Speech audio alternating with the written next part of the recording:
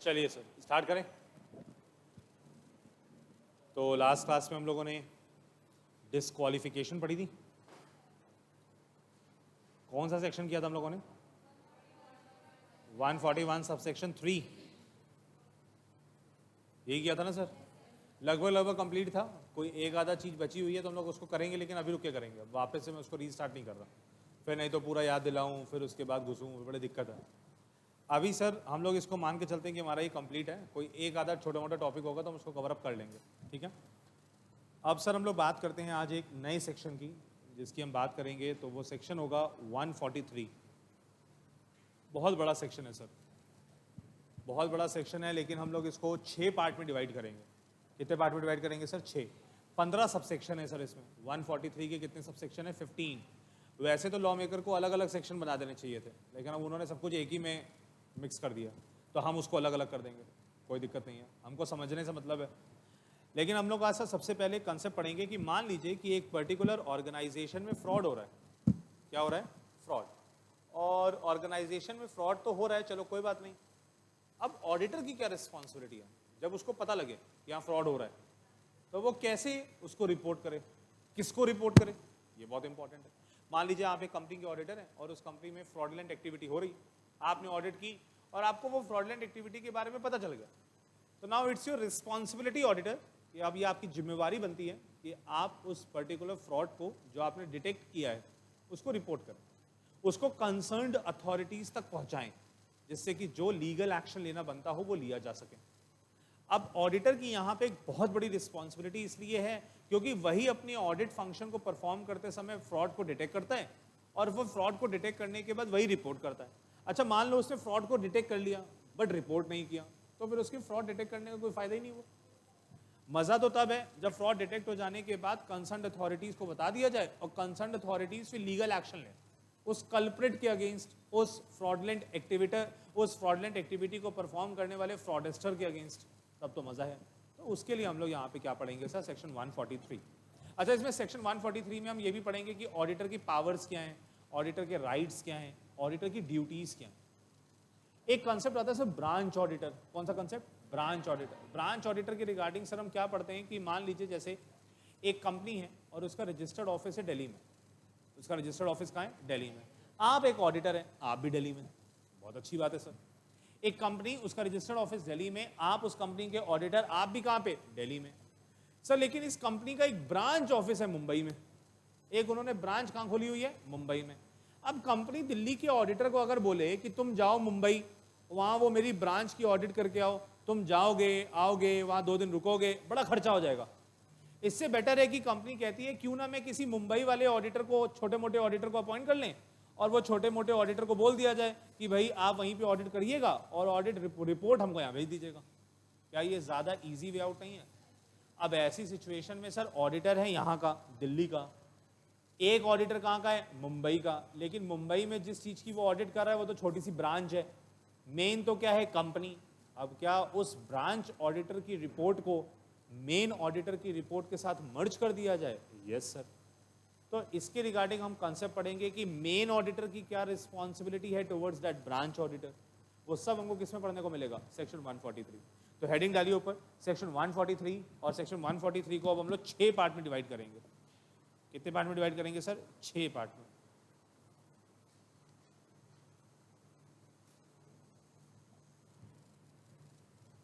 छह पार्ट में डिवाइड करेंगे सर। पहला पार्ट जो बात करेगा राइट्स की, rights, powers and duties of auditor. Rights, powers and duties of auditor, जिसमें हम बात करेंगे सेक्शन 143 सबसेक्शन 1 से लेकर सबसेक्शन 4 तक। और मैं ना ये आपको पढ़ाऊंगा नहीं, पूरी एज इट इज लॉ की लैंग्वेज में नहीं लिखवाऊंगा, मैं तुमको शॉर्ट में बताऊंगा। मतलब एक फ्लो चार्ट बनवाऊंगा, उसमें सारी चीज़ें लिखवाऊंगा जो कीवर्ड्स होंगे, इंपॉर्टेंट वर्ड्स होंगे, और तुमको पूरा प्रोसीजर समझ में आएगा। लेकिन जब तुम बुक से इसको पढ़ने बैठोगे ना, अगर लॉ से देखा जाए तो अराउंड 7-8 पेजेस का लॉ है, तो इतना हमको लिखने की भी जरूरत नहीं है, इतना पढ़ने की भी जरूरत नहीं है। हम क्रक्स आपको बताएंगे, वो इंपॉर्टेंट है सर, और पूरा कंटेंट कंप्लीट होगा, छूटेगा कुछ नहीं। ठीक सर। तो सेक्शन 143 सबसेक्शन 1 से लेकर 4 तक हम क्या पढ़ेंगे? राइट्स, पावर्स ड्यूटीज किसकी? Of auditor. फिर आगे आएंगे सर, सेकेंड नंबर हेडिंग लिखेंगे power of CAG. Power of CAG, CAG को पावर्स दी गई सर, किसके रिगार्डिंग दी गई होंगी? गवर्नमेंट कंपनीज के रिगार्डिंग दी गई होंगी ना सर। लिखिएगा section 143 sub section 5 to 7, 5, 6 and 7 बात करेंगे किसके? पावर ऑफ सीएजी की। फिर आएगा सर ब्रांच ऑडिट। कौन सी ऑडिट? Branch audit. इसके रिगार्डिंग हम सर एक ही सबसेक्शन पढ़ेंगे, सेक्शन 143 सबसेक्शन 8, सबसेक्शन 8। अच्छा, ऐसे आपके लिए याद करना भी आसान हो जाएगा, अदरवाइज फिर एक साथ तो याद करना बड़ा मुश्किल है। फिर इसके बाद हम आएंगे सर, लिखेंगे ऑडिटिंग स्टैंडर्ड्स। क्या लिखेंगे सर? Auditing standards. इसमें हमारे पास दो सेक्शन आएंगे सर, दो सबसेक्शन आएंगे, 143 का सबसेक्शन 9 और सबसेक्शन 10। इसके बाद सर हम एक कंसेप्ट पढ़ेंगे कारो का, कारो, CARO। इसके रिगार्डिंग हम पढ़ेंगे सर सेक्शन 143 सबसेक्शन 11। और सर लास्ट में हमारे पास एक हेडिंग आएगी रिपोर्टिंग ऑफ फ्रॉड की। इसका आएगा सर रिपोर्टिंग ऑफ फ्रॉड। इसमें हम पढ़ेंगे सर सेक्शन 143 सबसेक्शन 12 से लेकर के सबसेक्शन 15 तक, सबसेक्शन 12 से लेकर के सबसेक्शन 15 तक। और आज सबसे पहले सर हम इसी को स्टार्ट करेंगे। आज सबसे पहले हम किसको स्टार्ट करेंगे? रिपोर्टिंग ऑफ फ्रॉड को स्टार्ट करेंगे, जो सबसेक्शन 12 से लेकर कहाँ तक जाएगा? सबसेक्शन 15 तक। ठीक है सर। तो सेक्शन 143 एक अच्छा खासा बड़ा सेक्शन है सर, लेकिन ठीक है, एग्जामिनेशन पॉइंट ऑफ व्यू से पूछे जाने वाली चीज़ें बहुत सारी हैं, but personally I don't think so कि बहुत ज़्यादा क्वेश्चन इससे पुट अप होंगे, कम क्वेश्चन पुट अप होंगे। लेकिन ये रिपोर्टिंग ऑफ फ्रॉड वाला जो कंसेप्ट है ना, ये अपने आप में बहुत इंपॉर्टेंट है सर। जब हम बात करते हैं ना रिपोर्टिंग ऑफ फ्रॉड की, तो आप ऐसे कह रहे हो सर कि सेक्शन 143 का सबसेक्शन 12 से स्टार्ट करोगे और सबसेक्शन 15 तक लेके जाओगे। जो आप बात कर रहे हो सर रिपोर्टिंग की, और रिपोर्टिंग की क्या बात कर रहे हो? रिपोर्टिंग ऑफ फ्रॉड की। सर इस रिपोर्टिंग ऑफ फ्रॉड में ना सर हम दो केसेस बनाएंगे, एक बनाएंगे केस 1 और एक बनाएंगे केस 2। अगर फ्रॉड का अमाउंट 1 करोड़ रुपए तक है तो केसेस अलग हो जाएंगे, और अगर 1 करोड़ से ज्यादा है तो प्रोसेस अलग हो जाएगा। तो पहले लिखेंगे case 1, if fraud amount is more than, if fraud amount is more than, if fraud amount is more than or equal to rupees 1 crore, 1 crore है या 1 करोड़ से ज्यादा है, तो इसको लिखेंगे कैसे सर? हम ऐसे लिखेंगे मोर देन और इक्वल टू 1 करोड़। ये साइन लगाने में कोई दिक्कत तो नहीं होती है? अब देखो ग्रेटर देन उधर लिखा है, इसका मतलब कि 1 करोड़ से ज्यादा ही होगा या एग्जैक्टली 1 करोड़ होगा। ठीक है सर। और दूसरी सिचुएशन लिखेंगे sir, if fraud amount involved is less than rupees 1 crore. अब यहां पे मार्क लगाएंगे ऐसे,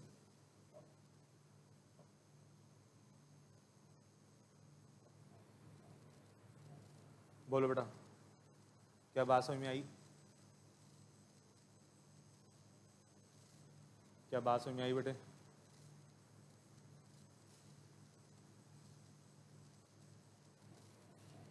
ठीक है सर। चलिए अब एक फ्लो चार्ट बनाते हैं सर। क्या बनाते हैं? एक फ्लो चार्ट, और उसी में सारा डिस्कशन करेंगे। लिखिएगा फ्लो चार्ट।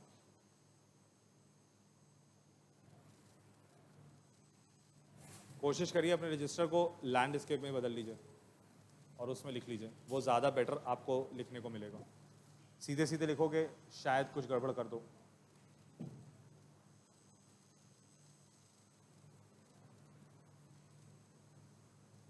जितने बच्चे ऑनलाइन बैठे हैं बच्चे, आप लोग मेरी आवाज़ आ रही है? क्या सब कुछ क्लियर है? ठीक है सब? लास्ट क्लास किसने ऑनलाइन ली थी? तो ऑनलाइन आवाज़ साफ आ रही थी? नहीं आ रही थी? बैच में कि यूट्यूब वाली? बैच में भी कम आ रही थी?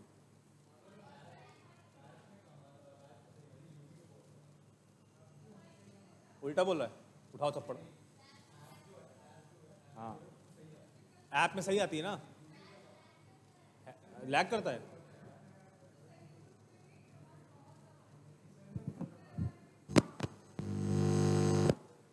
यार मेरे अभी तो आज तो आ सकता है, पगड़ी में कान में आता नहीं ना, कान छुप जाते हैं, इससे दिक्कत देता है। अभी देखो आवाज़ ठीक आ रही होगी, अब सही आएगी। चलो, अरे कितने कंप्लेनिंग हो गए तुम लोग, हर बात पे बस किसी चीज़ में सेटिस्फाइड ही नहीं हो। एक बस हल्का सा मौका दिया है, आवाज़ सही आ रही थी? नहीं नहीं, ऐसे कैसे? बैच में तो बिल्कुल बेकार आ रही थी, और यूट्यूब पे तो बिल्कुल वाहियात आ ही नहीं रही थी, एकदम इतना लैग, मतलब हद हो गई है। हाँ, ये चेंज कर दूंगा मैं माइक यहीं से, बस कल ही देखो।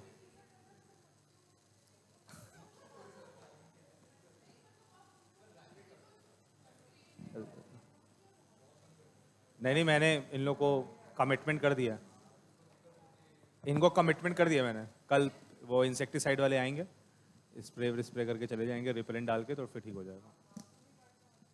पता नहीं, मैं दिन में 2 बनाता हूँ।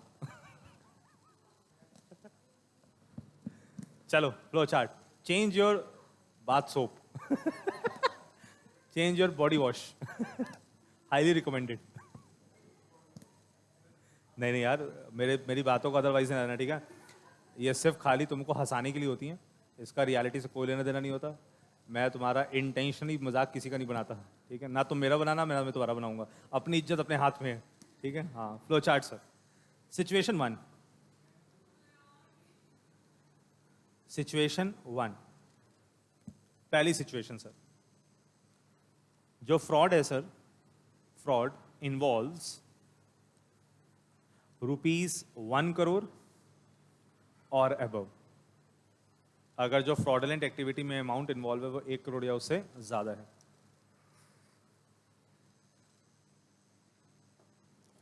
सर ऑडिटर, कौन आया सर? ऑडिटर। हाँ, फ्लो चार्ट बनवा रहा हूँ सर।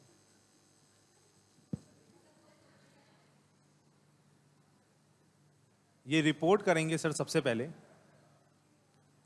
बोर्ड को, या फिर अगर कंपनी में ऑडिट कमेटी है तो ऑडिट कमेटी को। कंपनी में ऑडिट कमेटी है या नहीं है, सेक्शन 177 बताएगा। कौन सा सेक्शन? 177। कुछ कुछ सेक्शन तो सर ऐसे होते हैं जो हमको याद हो ही जाएंगे, हमको अलग से उसके लिए मेहनत करने की जरूरत नहीं है। अब देखो सिचुएशन समझना, ऑडिटर ऑडिट कर रहा है, और ऑडिटर ऑडिट करने के बाद एक फ्रॉड को डिटेक्ट कर चुका है, और जिस फ्रॉड को उसने डिटेक्ट किया उसमें अमाउंट कितना है फ्रॉड का? 1 करोड़ या उससे ज़्यादा। सबसे पहले वो किसको रिपोर्ट करेगा इस बारे में? किसको रिपोर्ट करेगा सर? अगर कंपनी में बोर्ड कमेटी है तो बोर्ड कमेटी को, अगर ऑडिट कमेटी को, अगर ऑडिट कमेटी नहीं है तो बोर्ड को। ठीक सर, क्या करे, कितने दिन के अंदर करेगा? लिखिएगा sir, reporting of fraud, reporting of fraud within 2 days, within 2 days of his knowledge of fraud, within 2 days of his knowledge of fraud। जैसे ही ऑडिटर को पता लगेगा उसके 2 दिन के अंदर वो किसको रिपोर्ट करेगा इसके बारे में? बोर्ड या फिर ऑडिट कमेटी को। ठीक सर, अब ध्यान से सुनिएगा, ये नॉलेज का मतलब क्या है सर? ये नॉलेज का मतलब है कि उसको ऐसा लग रहा है, उसको कुछ ऐसे रीजन देने पड़ेंगे, उसको ये बताना होगा कि उसको ऐसा क्यों लग रहा है कि फ्रॉडलेंट एक्टिविटी है। What is the main reason to believe, कि उसको ऐसा क्यों लग रहा है कि यहाँ फ्रॉडलेंट एक्टिविटी इन्वॉल्व है। किसको बता रहा है सर वो? ये किसको बता रहा है बच्चे? ये बोर्ड या ऑडिट कमेटी को। अच्छा, ये बता दिया उसने 2 दिन के अंदर। 2 दिन के अंदर बताने के बाद वो वेट करेगा, कि बोर्ड या ऑडिट कमेटी उसको इसका जवाब दे, अपना रिटन रिप्लाई फाइल करे। क्या फाइल करे? Written reply. क्या ऐसा हो सकता है कि शायद ऑडिटर ने एक ट्रांजैक्शन देखी और उस ट्रांजैक्शन में कोई एसेट परचेज की गई है, लेट्स से बुक्स में एक एसेट लिखी हुई है 2 करोड़ रुपए की, लेकिन उसका इनवॉइस नहीं है। क्या नहीं है उसका? इनवॉइस। उल्टा भी हो सकता है, एक इनवॉइस है 2 करोड़ का बट बुक्स में उसकी एंट्री नहीं है।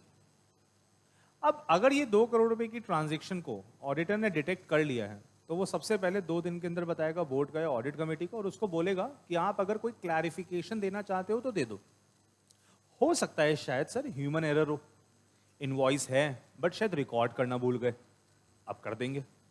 शायद रिकॉर्ड कर ली बट इनवॉइस खो गया, तो अगर आपने किसी जेन्युइन बायर से परचेज किया था तो उससे डुप्लीकेट बिल मांग लेंगे। तो एक तरीके से हम ऐसे कह रहे हैं कि अगर कोई डिस्क्रिपेंसी निकलती है, कोई गड़बड़ निकलती है, तो पहले हम कंपनी को मौका देंगे कि कंपनी आप हमको बताइए कि अगर हम, हो सकता है हमारे अकॉर्डिंग ये डिस्क्रिपेंसी हो बट शायद मैनेजमेंट उसको क्लैरिफाई कर दे, तो शायद ये फ्रॉड रही ना। तो हमने पहले किसको मौका दिया? बोर्ड को और ऑडिट कमेटी को, और 2 दिन के अंदर हमने उसको बता दिया कि भैया ऐसे ऐसे हमको कुछ गड़बड़ मिली है और ये रीजन है जिसकी वजह से हमको लगता है कि फ्रॉडलेंट एक्टिविटी इन्वॉल्व है। अब आप इसके बदले में क्या फाइल करिए? हमको रिप्लाई लिखिएगा, सीकिंग रिप्लाई, सीकिंग रिप्लाई, या फिर लेट्स से हम इसको बोल दें ऑब्जर्वेशन, सीकिंग रिप्लाई या फिर ऑब्जर्वेशन ऑफ बोर्ड या फिर ऑडिट कमेटी, या फिर audit committee with in 45 days. हम कितने दिन का इंतजार करेंगे सर? 45 डेज का इंतजार करेंगे कि आप 45 दिन के अंदर हमको क्लैरिफिकेशन दीजिए प्रॉपर तरीके से।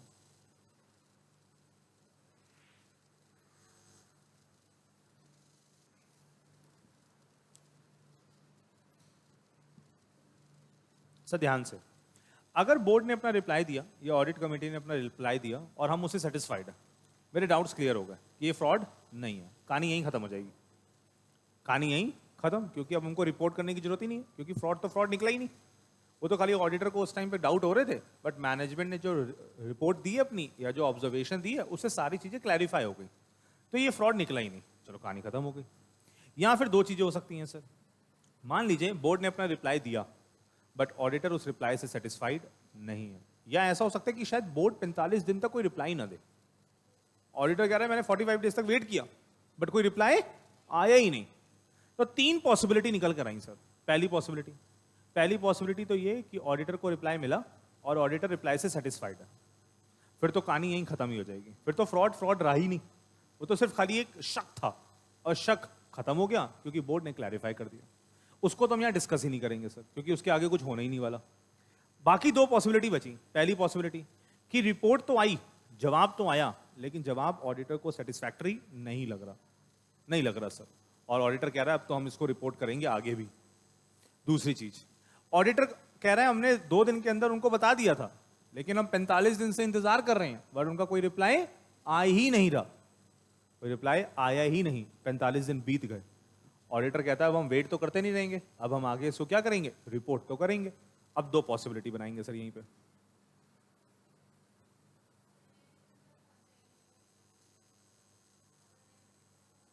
क्यों नहीं पहुंचेगा? हम तो बोर्ड को एड्रेस करेंगे, ये तो हो ही नहीं सकता कि उसको मैसेज नहीं पहुंचे, बिल्कुल पहुंचेगा बेटा, क्यों नहीं पहुंचेगा। हम उसके रजिस्टर्ड ऑफिस एड्रेस पे लिख देंगे, मेल भेज देंगे सारे डायरेक्टर्स को कॉपी करके, रजिस्टर्ड पोस्ट के थ्रू उनको लेटर लिख के दे देंगे, पहुंच तो जाएगा, क्यों नहीं पहुंचेगा, बिल्कुल पहुंचेगा। Sir possibility 1,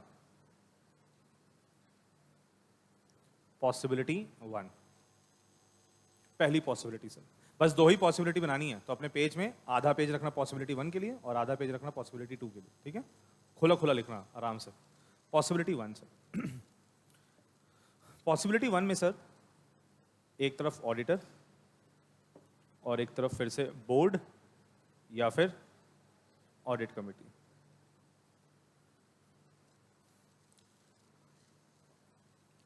board audit committee ने ऑडिटर को रिप्लाई दे दिया, रिप्लाई या लेट्स से ऑब्जर्वेशन रिसीव्ड, कितने दिन के अंदर रिसीव हुआ होगा? With in 45 days. 45 डेज के अंदर ऑडिटर को जवाब आ गया। हो सकता है शायद 10 दिन के बाद ही आ जाए, हो सकता है 20 दिन के बाद आ जाए, हो सकता है 2 दिन में ही आ जाए, हो सकता है 45th डे पे ही आए। ठीक सर, आ गया रिप्लाई। अब रिप्लाई आ जाने के बाद ऑडिटर क्या करे सर? अब इसके बाद क्या करे? फिर से एक तरफ ऑडिटर और एक तरफ आई सेंट्रल गवर्नमेंट। कौन सी गवर्नमेंट? और सेंट्रल गवर्नमेंट यहाँ पे सर प्रॉपर एमसीए है, सीधे मिनिस्ट्री को रिपोर्ट किया जाएगा कि इस कंपनी में फ्रॉड हो रहा है। ना आरओसी ना आरडी, सीधे किसको? मिनिस्ट्री। मिनिस्ट्री के सेक्रेटरी को भेजेंगे सीधे सीधे। और सेक्रेटरी कौन होता है सर? IAS officers. उनको भेजेंगे कि सर यहाँ यहाँ इस कंपनी में मैं ऑडिटर हूँ और यहाँ यहाँ ऐसा ऐसा फ्रॉडलेंट एक्टिविटी हो रही है। ठीक सर, लेकिन ध्यान से सुनिए, क्या बोर्ड ने अपना रिप्लाई दिया? हाँ बिल्कुल दिया, बट शायद ऑडिटर उस रिप्लाई से सेटिस्फाइड नहीं है। इसलिए ऑडिटर अब क्या करने जा रहा है? ये सारी बातें किसको बताने जा रहा है? सेंट्रल गवर्नमेंट को। सर क्या क्या बताएगा पहले नंबर पे? क्या क्या बताएगा सर पहले नंबर पे? एक तो वो अपनी खुद की रिपोर्ट तैयार करेगा ऑडिटर, रिपोर्ट ऑफ ऑडिटर। एक तो वो क्या करने जा रहा है सर? अपनी खुद की रिपोर्ट उसने तैयार की और वो भेजने जा रहा है किसको? सेंट्रल गवर्नमेंट को। इसमें वो सारी बातें लिखेगा कि उसने ऑडिट करते समय ऐसा क्या देखा जिसकी वजह से उसको लगा कि फ्रॉडलेंट एक्टिविटी है। प्रूफ भी लगाएगा, एविडेंसेस भी लगाएगा sir. Report of auditor second number पर। क्या बोर्ड कमेटी, ऑडिट कमेटी का, बोर्ड का या ऑडिट कमेटी का रिप्लाई आया है? यस सर आया है। क्या उसके रिप्लाई की भी कॉपी लगा दी जाए? Yes sir. Second number, reply या फिर ऑब्जर्वेशन ऑफ बोर्ड या फिर ऑडिट कमेटी।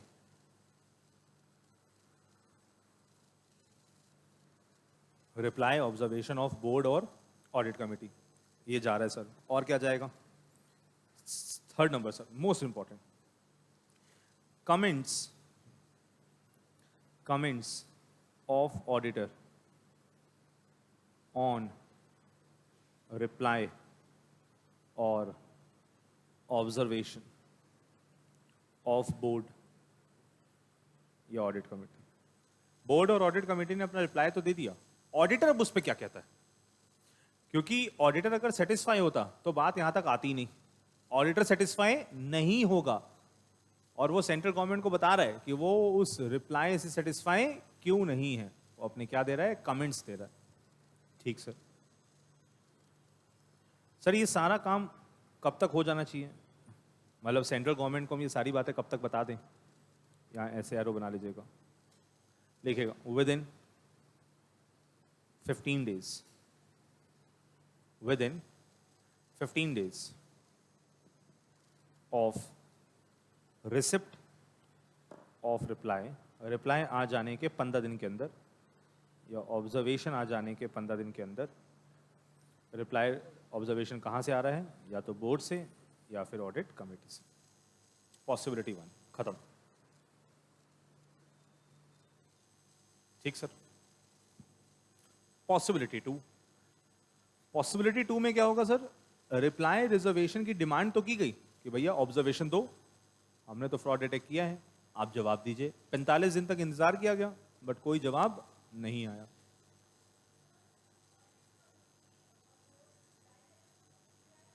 नहीं, कोई फॉर्मेट नहीं है, कुछ नहीं है। लेकिन जब सेंट्रल गवर्नमेंट को रिपोर्ट किया जाएगा बाय द ऑडिटर, उसका फॉर्मेट है। ठीक है, बोर्ड अपना रिप्लाई दे नॉर्मल टर्म्स में, क्योंकि बोर्ड एज सच किसी अथॉरिटी को नहीं बता रही, ऑडिटर को ही रिप्लाई दे रही है। उसके लेटर हेड पे होगा कंपनी के, लेकिन अदरवाइज एज सच कोई फॉर्मेट नहीं है, कोई फॉर्म वगैरह नहीं है। अभी तक हम लोगों ने जो भी फॉर्म पढ़े ना वो 3 ही पढ़े हैं, ADT 1, ADT 2, ADT 3। अभी ADT 4 इसी में आएगा। ठीक है सर, हो गया यहाँ तक? कोई दिक्कत, कोई परेशानी? चलो सर आगे बढ़ते हैं। अब पॉसिबिलिटी 2 पे आते हैं sir.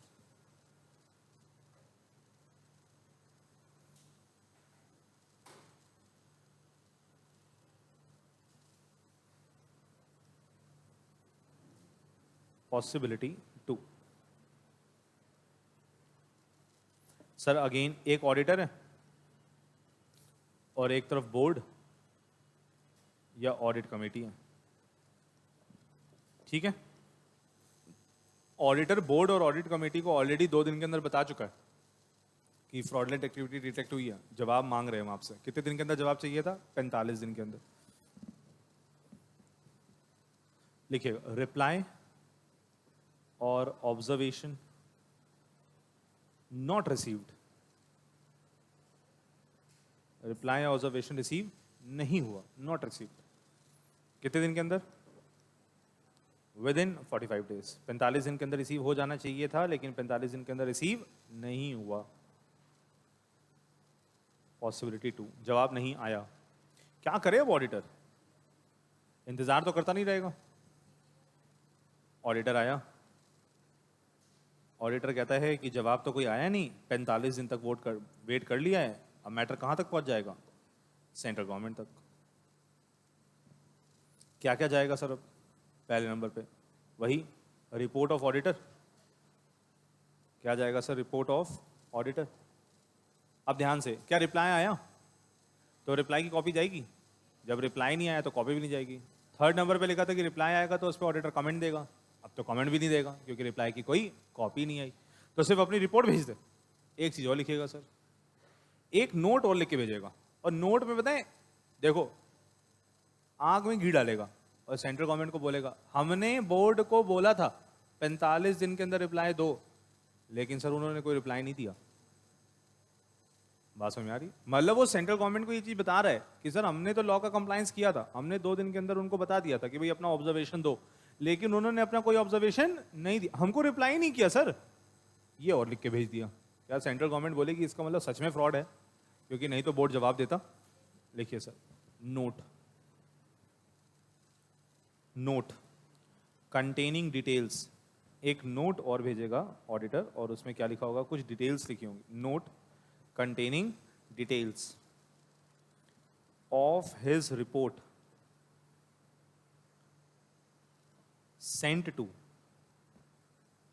board or audit committee for their reply or observation.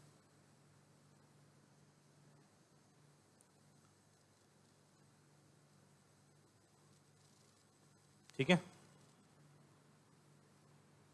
कितने दिन के अंदर कर दे सर ये सब?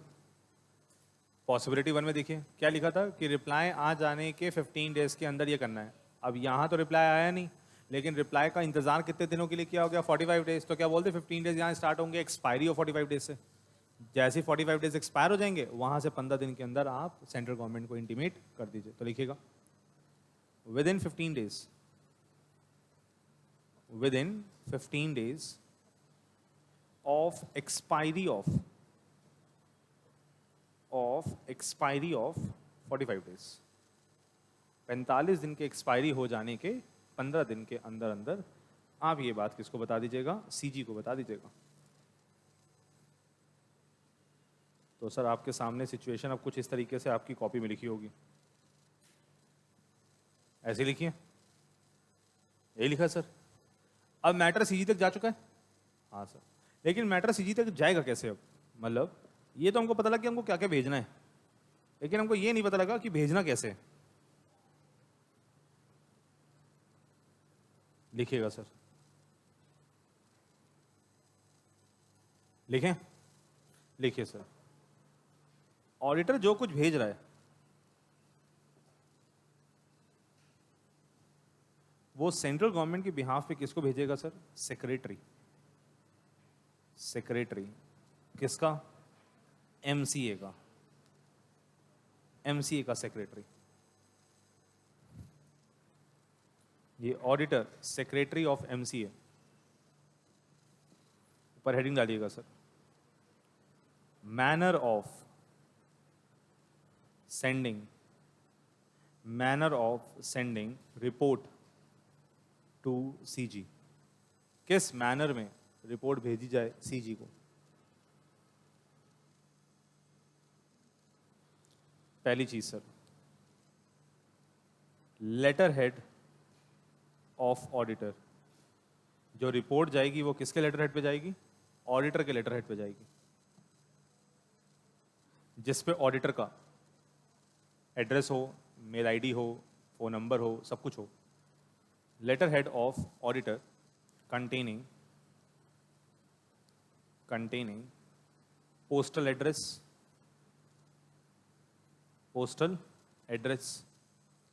ईमेल, मेल आईडी हो, एंड कॉन्टैक्ट नंबर। अब ये कॉन्टैक्ट नंबर आपका मोबाइल नंबर भी हो सकता है, आपका लैंडलाइन नंबर हो तो वो भी दे दीजिए, कोई दिक्कत नहीं है। पढ़ने में आ रहा है?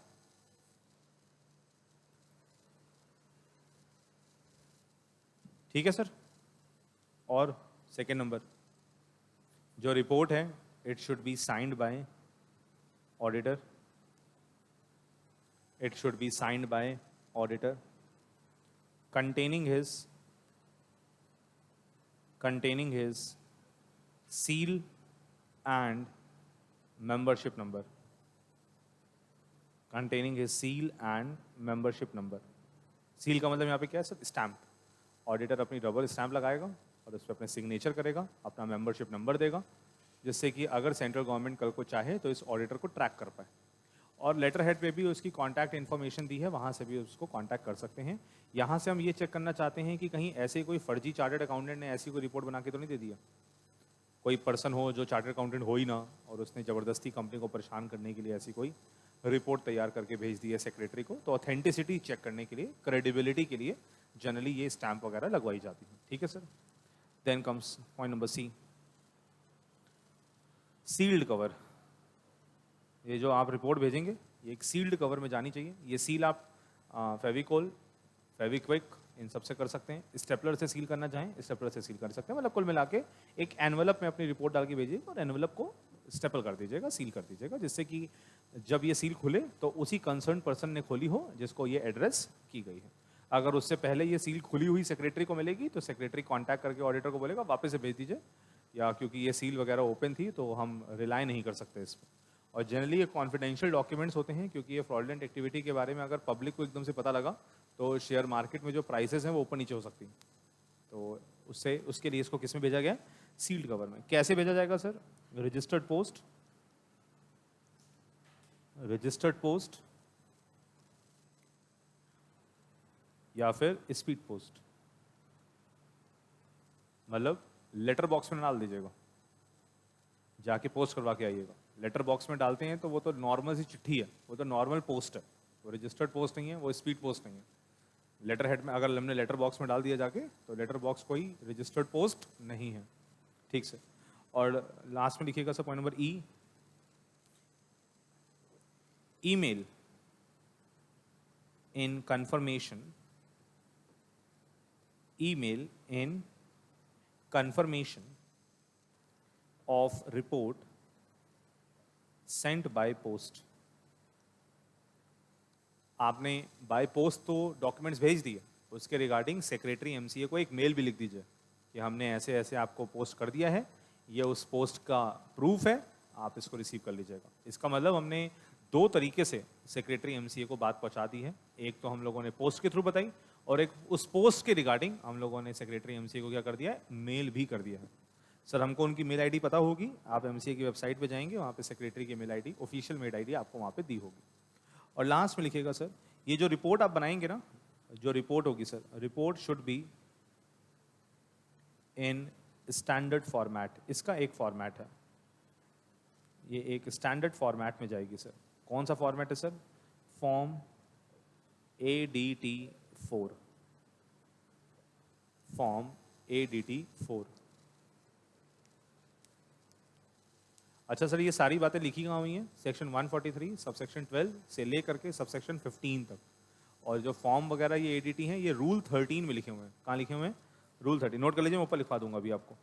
Rule 13 of audit and auditors rules 2014। Simple हो गया।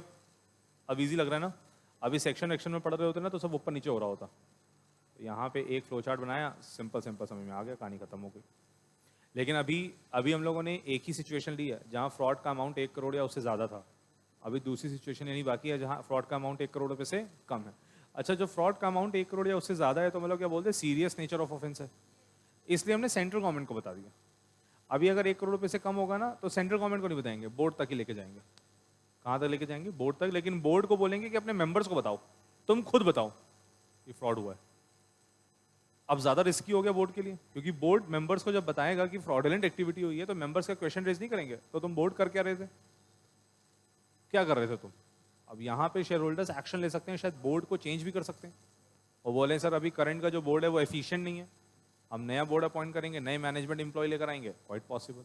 तो अभी तो वो सेकंड सिचुएशन, अभी सिचुएशन 1 समझ में आई। हम लोग जो पढ़ रहे हैं सर वो क्या पढ़ रहे हैं? हाँ, सिचुएशन 1 फ्रॉड इन्वॉल्व्स ₹1 करोड़ और मोर, और हम लोग ये सब कहाँ पढ़ रहे हैं सर? सेक्शन 143 सब सेक्शन 12 से लेकर के सब सेक्शन 15 तक। Read with rule 13, read with rule 13। बोलो जसकीरत, ऑल गुड? कुछ पूछना है पूछ लो, हो सकता है कल को तुम्हारी कंपनी बने हो, तुम्हारी कंपनी में ऐसा कोई फ्रॉड हो रहा हो। कोई फ्रॉड नहीं होता है सर, हम जो फ्रॉड करते हैं ना तो सोच समझ के करते हैं, पकड़ में ना है ना सर? हाँ हम तो करते ही नहीं, हम तो दूध से धुले हुए हैं। क्या करना है फ्रॉड करके, ऐसे ही आ रहा है ऐसे ही ठीक है। क्यों तनिष्क हैं? बढ़े आगे बेटा, समझ में आ गया सब? क्लियर है? सिचुएशन 2, अब सिचुएशन 2 सर इतनी बड़ी नहीं होगी, सिचुएशन 2 छोटी होगी। सिचुएशन 2 सर, सिचुएशन 2 में क्या लिखा है sir? Fraud involves less than ₹1 crore. अब जो फ्रॉडुलेंट अमाउंट इन्वॉल्व है वो 1 करोड़ रुपए से कम है।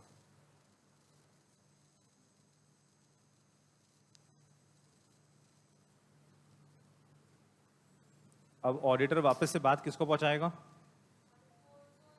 बोर्ड को या फिर ऑडिट कमेटी को? अच्छा क्वेश्चन सुनिएगा, लिस्टेड कंपनी में फ्रॉड हुआ है तो सीजी को इंटीमेट किया जाएगा, यस और नो? लिस्टेड कंपनी में कोई फ्रॉड हुआ है तो मिनिस्ट्री को इंटीमेट किया जाए या ना किया जाए, यस और नो? चलो सेबी को किया जाए या ना किया जाए, यस और नो? ऐसा कुछ नहीं बोला मैंने बोला 1 करोड़ से ज़्यादा हो तो सरकार को बताएंगे, नहीं तो नहीं बताएंगे। क्वेश्चन समझ में आया? हम ये नहीं बोल रहे हैं कि कंपनी बहुत बड़ी है और उसमें फ्रॉड हो रहा है तो हमको ये बतानी है सरकार को बात, ऐसा कुछ नहीं बोला मैंने क्या बोला? फ्रॉड सीजी को रिपोर्ट होगा या नहीं होगा ये डिपेंड करेगा कि फ्रॉड का अमाउंट कितना है। बात समझ में आ रही है? क्लियर है? फ्रॉड अगर सीजी को रिपोर्ट होगा तो किस बेसिस पे होगा कि फ्रॉड का अमाउंट कितना है। अगर 1 करोड़ या उससे ज़्यादा है तो सीजी को बताया जाएगा, अगर 1 करोड़ रुपए से कम है तो अब हम प्रोसीजर देखने जा रहे हैं। ठीक है बात? तो ये अपने दिमाग से निकाल दीजिएगा कि पब्लिक कंपनी का फ्रॉड है कि प्राइवेट कंपनी का फ्रॉड है, गवर्नमेंट कंपनी का फ्रॉड है, किसका है, इससे लेना देना नहीं है।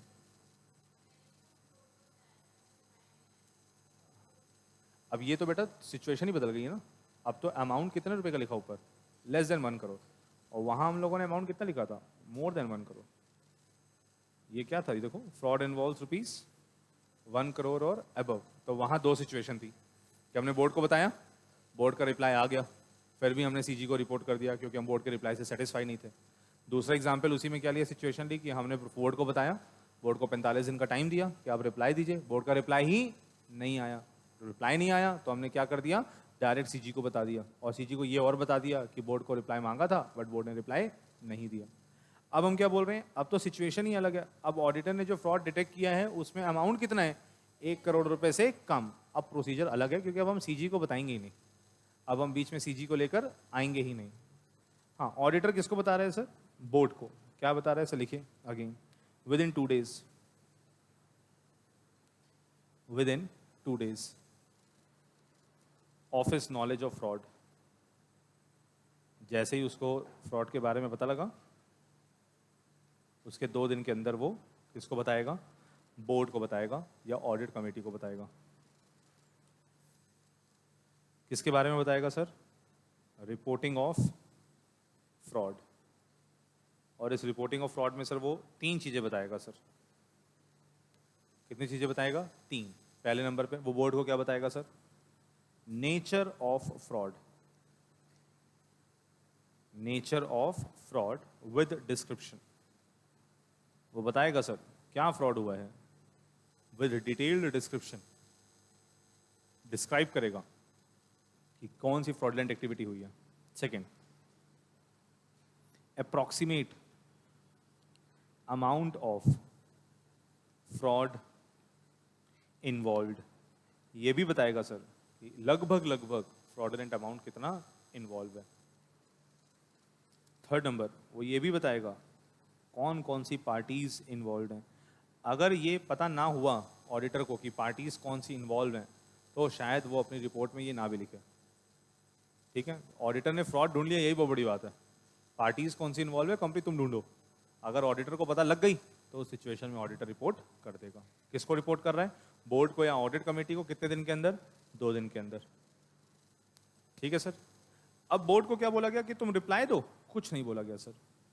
देखिए अब सेकेंड नंबर क्या करेंगे, बोला जाएगा बोर्ड हमने तुमको डिटेल दे दी है, अब तुम इसके बारे में अपनी बोर्ड रिपोर्ट में पब्लिश करो।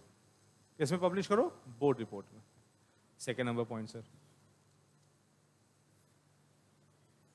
बढ़े सर आगे। अब कंपनी को क्या बोला गया सर कि आप किसमें? बोर्ड रिपोर्ट में इस चीज को क्या करिए? पब्लिश करिए। बोर्ड रिपोर्ट हम पढ़ेंगे सर कब? जब हम सेक्शन 134 पढ़ेंगे। कौन सा सेक्शन सर? सेक्शन 134।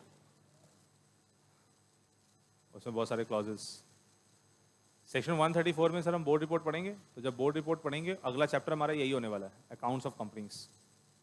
अभी हम लोगों ने पढ़ा डिविडेंड वाला, फिर हम ऑडिट एंड ऑडिटर पे आ गए। चैप्टर 8 हो गया, चैप्टर 10 हो गया, अब चैप्टर 9 अगला चैप्टर होगा। हम लोग ट्यूसडे से चैप्टर 9 ही स्टार्ट करेंगे। और ट्यूसडे से जब अकाउंट्स ऑफ कंपनी पढ़ेंगे तो उसमें सेक्शन 134 आएगा, बोर्ड रिपोर्ट। उसमें CSR भी आ जाएगा, सेक्शन 135, सब चीज़ें आएंगी उसमें। ठीक है, 134। अब ध्यान से देखिएगा, कंपनी को क्या बोला जाएगा कि आप डिस्क्लोज करिए। क्या करिए आप? डिस्क्लोजर दीजिए। किस चीज़ का? डिस्क्लोज करिए अपनी बोर्ड रिपोर्ट में। क्या चीज़ डिस्क्लोज करिए? ध्यान से, ऊपर कितनी चीज़ें लिखी थी? 3 चीज़ें। कौन कौन सी? एक लिखा था हम लोगों ने nature of fraud with description, दूसरे नंबर पे लिखा था अप्रॉक्सीमेट वैल्यू, और तीसरे नंबर पे लिखा था पार्टीज इन्वॉल्व। वो तीनों चीज़ें तो एज इट इज आ जाएंगी। पहले नंबर पे क्या आ गया? Nature of fraud with description, nature of fraud with description. Second number पे क्या आ गया? Approximate amount of fraud involved. और क्या आ गया सर? Parties involved.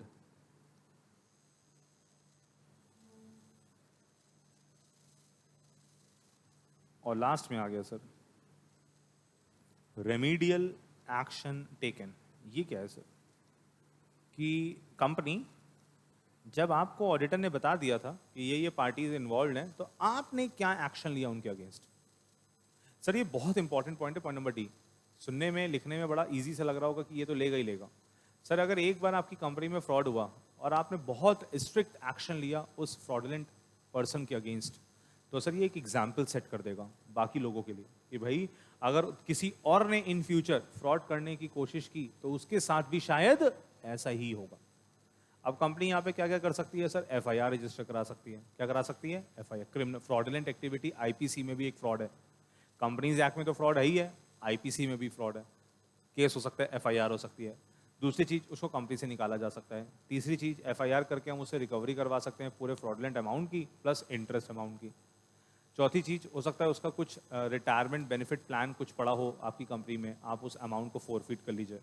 ये बहुत सारे रेमेडियल एक्शन है जो कंपनी ले सकती है उस पर्सन के अगेंस्ट जिसने फ्रॉड किया है, अपने अमाउंट को रिकवर कराने के लिए। किसके अमाउंट को रिकवर करवाने के लिए? अपने अमाउंट। क्योंकि फ्रॉडलेंट एक्टिविटी हुई है तो बट ऑब्वियस सी बात है कि कंपनी को लॉस हुआ होगा और जिसने फ्रॉडलेंट एक्टिविटी की है उसको बेनिफिट हुआ होगा। हम ऐसे भी बोल सकते हैं कि जिसने फ्रॉडलेंट एक्टिविटी की उसको अनड्यू गेन हुआ होगा। क्या हुआ होगा? Undue gain. और कंपनी को क्या हो गया? Undue loss. तो कंपनी लॉस को रिकवर करने के लिए, केस तो करेगी। किसके अगेंस्ट? उसी पर्सन के अगेंस्ट जिसने फ्रॉडलेंट एक्टिविटी परफॉर्म की। तो क्या लिखा जाएगा? Remedial action taken. बात समझ में आ गई? क्लियर है सब? पॉसिबिलिटी 2 कंप्लीट हो गई। पॉसिबिलिटी 2, हाँ। कौन? बोर्ड इन्वॉल्व हुआ तो कोई पर्टिकुलर पर्सन इन्वॉल्व होगा, तो अगर मान लीजिए बोर्ड इन्वॉल्व होता है तो उसकी जगह मैनेजमेंट चेंज किया जाएगा, तो जो नया मैनेजमेंट आएगा वो रिपोर्ट करेगा। क्यों नहीं करेंगे? ऑडिटर डिस्क्लोज करवा देगा। ऑडिटर के जनरल मीटिंग में नहीं आएगा?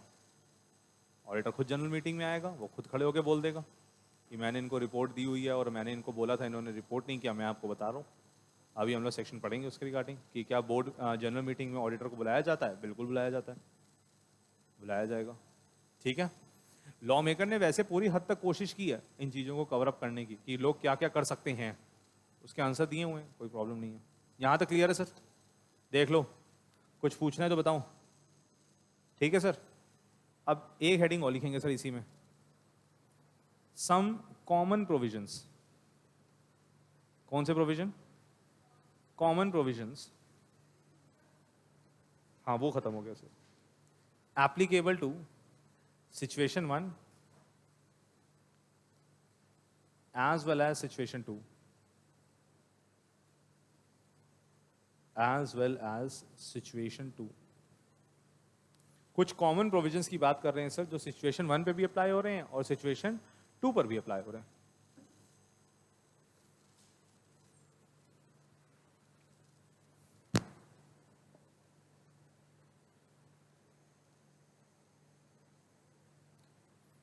सर जो ये हम अभी प्रोविजन पढ़कर आए हैं इसमें जगह जगह वर्ड लिख कर आए हैं ऑडिटर। ये ऑडिटर कौन सा ऑडिटर है? कौन सा ऑडिटर है? सीए तो है, नाम क्या बोलेंगे? Statutory auditor, financial auditor. क्या नाम बोलेंगे? स्टैचुरी ऑडिटर या फिर फाइनेंशियल ऑडिटर। ये सारे प्रोविजन सर जो अभी रिपोर्टिंग ऑफ फ्रॉड के पढ़कर आए हैं आप, ये सब एप्लीकेबल होते हैं कॉस्ट ऑडिटर के ऊपर भी। किसके ऊपर सर? कॉस्ट ऑडिटर के ऊपर भी, और साथ ही साथ सेक्रेटेरियल ऑडिटर के ऊपर भी। अब सेक्रेटेरियल ऑडिटर क्या करने जाएगा? सेक्रेटेरियल ऑडिट करने जाएगा, कंप्लायंसेस की ऑडिट करने जाएगा। कॉस्ट ऑडिटर क्या करने जाएगा? कॉस्ट ऑडिट करने जाएगा। कॉस्ट ऑडिटर के रिगार्डिंग हम इसी चैप्टर में पढ़ेंगे, सेक्शन 148। कल संडे वाली क्लास में करेंगे। क्या करेंगे? सेक्शन 148। और सेक्रेटेरियल ऑडिटर के केस में हम पढ़ेंगे सर सेक्शन 205। क्या पढ़ेंगे? सेक्शन 205। तो सर जो कंसेप्ट अभी हम लोग रिपोर्टिंग ऑफ फ्रॉड के पढ़कर आए हैं किसमें? स्टैचुरी ऑडिटर के लिए, सेम वही कंसेप्ट अप्लाई होंगे किसकी ऑडिट में? कॉस्ट ऑडिटर और सेक्रेटेरियल। इसका मतलब अगर सेक्रेटेरियल ऑडिट अपनी सेक्रेटेरियल ऑडिटर अपनी सेक्रेटेरियल ऑडिट का एप्लीकेबल कर रहा है, मतलब वो परफॉर्म कर रहा है, तो उसको कोई फ्रॉड मिल जाए तो वो भी इसी तरीके से रिपोर्ट करेगा। कॉस्ट ऑडिटर अपनी कॉस्ट ऑडिट कर रहा है, उसको कोई फ्रॉड मिल जाए तो वो भी इसी तरीके से क्या करेगा? रिपोर्ट करेगा। पहली चीज।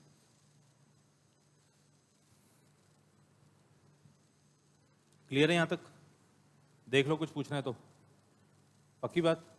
ठीक है, ठीक है सर। और इसके बाद एक पॉइंट और लिखेगा, effect of reporting of fraud. Effect of reporting of fraud, ये रिपोर्ट करके क्या मिलेगा ऑडिटर को?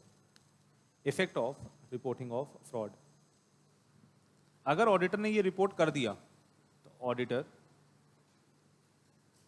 अगर ऑडिटर ने ये फ्रॉडलेंट एक्टिविटीज को रिपोर्ट कर दिया तो auditor will not be guilty, auditor will not be guilty of breach of any of his duties. अगर ऑडिटर ने ये फ्रॉड रिपोर्ट कर दिया तो हम क्या मान लेंगे कि ऑडिटर गिल्टी नहीं है, उसने अपनी ड्यूटीज का कोई भी ब्रीच नहीं किया है।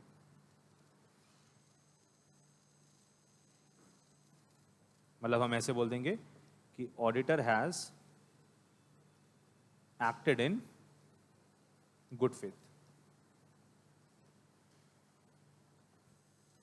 Auditor has acted in good faith. सही है? चलो अब 2-4 मिनट का टाइम लो, जरा पहले एक बार पूरा फ्लो चार्ट स्टार्टिंग से पढ़ो, कंप्लीट करो इसको।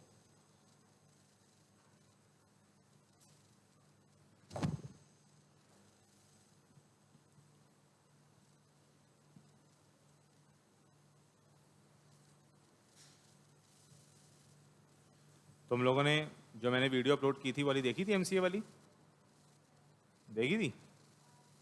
ये तुम लोगों ने मजे लिया? सबने तो नहीं देखी?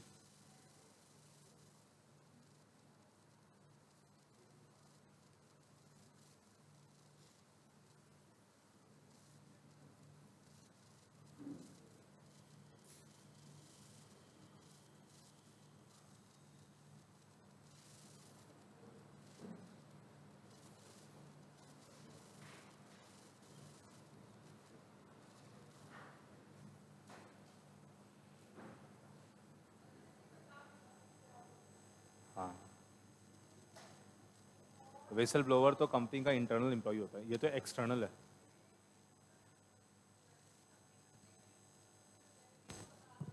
कौन? और तो ऑडिटर रखा ही इसीलिए क्या है। समझ गया मैं समझ गया, मैं बताता हूँ सर। अगर मान लीजिए ऑडिटर ने फ्रॉड रिपोर्ट किया और मार्केट में बात फैल गई, तो सर कोई कंपनी इसको अपॉइंट ही नहीं करेगी, बोर्ड रिकमेंड ही नहीं करेगा कभी। बोर्ड बोलेगा लो यार ये तुम्हारे काले छट्टे खोल देगा, इसने तो पहले भी ऐसा किया हुआ है। शेयर होल्डर नहीं बोलेगी कि इसको अपॉइंट कर लो, उनके पॉइंट ऑफ व्यू से तो अच्छा है। और हम एक्सटर्नल ऑडिटर अपॉइंट ही किसके बिहाफ पे करते हैं? जनरल मीटिंग में शेयर होल्डर खड़े होकर बोलेंगे कि उनको क्यों नहीं अपॉइंट करते हो। छोटी मोटी फर्म अपॉइंट कर लेते जिसको काम नहीं आता। तो सर कंपनी को अपने स्टैंडर्ड्स तो मेंटेन करने पड़ेंगे, और कंपनी ऐसे स्टैंडर्ड्स मेंटेन करती है। और कुछ ऑडिटर हैं ऐसे जिनकी मार्केट में ऐसी इमेज है, जिनसे लोग सच में डरते हैं कि ये हमारी कंपनी का ऑडिटर ना बने, क्योंकि अगर ये बन गया तो इसमें कोई भी गड़बड़ होगी। तो हम ऑडिटर को शायद इसलिए अपॉइंट कर रहे हैं कि हमारी गड़बड़ ढूंढ के दे, या हम इसलिए अपॉइंट कर रहे हैं कि गड़बड़ ना होने दे, डिपेंड करेगा ना सर। ये दो तरीके, देखो ऑडिटर ना दो तरीके से काम करता है, एक करता है डिटेक्टिव और एक करता है प्रिवेंटिव। मतलब एक तो पहले फ्रॉड डिटेक्ट करेगा, अगर डिटेक्ट हो गया तो फिर वो ये भी बताएगा कि अगली बार ये फ्रॉड ना हो, इस चीज का ध्यान रखिएगा। और आप कैसे इस फ्रॉडलेंट एक्टिविटी को होने से रोक सकते हैं वो भी ऑडिटर बताएगा। क्योंकि ऑडिटर कोशिश क्या करेगा, जब फ्रॉडलेंट एक्टिविटी पता करेगा ना, जब उसको फ्रॉड पता लग जाएगा तो उसके सोर्स तक जाएगा, ये पता करने के लिए कि फ्रॉड क्यों हुआ, किस कमी की वजह से ये फ्रॉड हुआ। जब कमी पता लग जाएगी तो क्या कंपनी को भी ये कमी पता लग जाएगी, तो अगली बार शायद कंपनी ऐसा कुछ नहीं करेगी।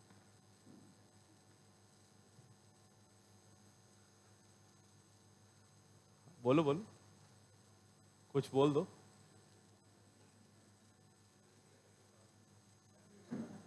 है? इसने हिला दिया, पागल आगल हो गया, उसने तो कुछ किया ही नहीं। बस इससे पहले तुम्हारे मुंह से कोई उल्टा सीधा निकले बस।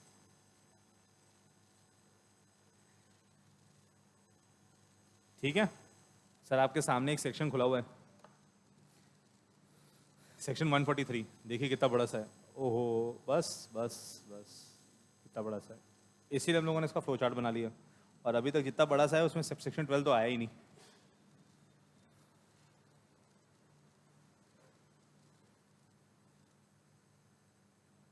तो सर हम लोगों ने जो सबसेक्शन 12 है ना, ये कंप्लीट कर लिया। देखिए ये सबसेक्शन 12 लिखा है ना सर, ये कंप्लीट हो गया सर। अब इसमें को कुछ भी नहीं करना। सबसेक्शन 13 भी हो गया, सबसेक्शन 14 भी हो गया, सबसेक्शन 15 भी हो गया, सब कुछ हो गया इसमें। अब इसमें कोई भी दिक्कत वाली बात नहीं है, ठीक है। और इसमें जो जहाँ जहाँ ये एज में भी प्रिस्क्राइब लिखा है, इस पर क्लिक करते हैं तो रूल 13 खुल जाता है। ये भी कर लिया सर हमने, है ना। ये रूल 13 भी हमारा अब हो गया है, इसमें भी अब ऐसा कुछ भी नहीं है। क्लियर है यहाँ तक? देखो यही सारी बातें लिखी हैं, nature of fraud with description, approximate amount involve, parties involve, और उसके बाद ये पब्लिश किया जाएगा तो 4 चीज़ें पब्लिश की जाएंगी। क्या? Nature of fraud, approximate amount, parties involve, remedial action taken. और ये सारी चीज़ें किसके ऊपर एप्लीकेबल हैं? सेक्शन 145 कॉस्ट ऑडिटर के ऊपर, 148 कॉस्ट ऑडिटर के ऊपर भी, और सेक्रेटरियल ऑडिटर के ऊपर भी, सब कुछ एप्लीकेबल है। क्लियर है बात सारी? तो हमारे ये सारे सेक्शन हो गए हैं सर। एक लास्ट स्टेटमेंट और लिखेंगे सर, फिर हमारा काम खत्म हो जाएगा इसमें।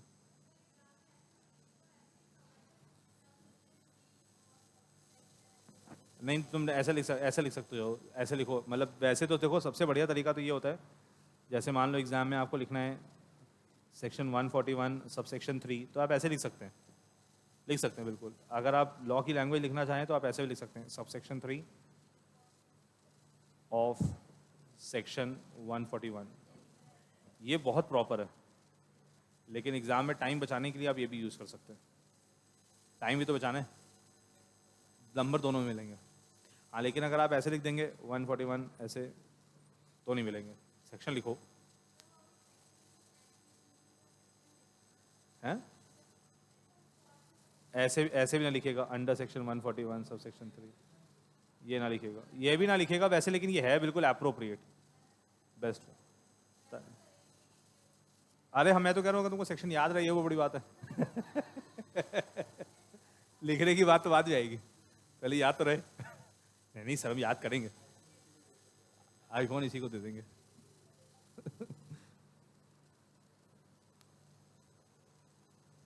अच्छा, ये हम लोगों ने कॉमन प्रोविजन लिखे थे ना 2, इसमें एक और लिख लीजिए।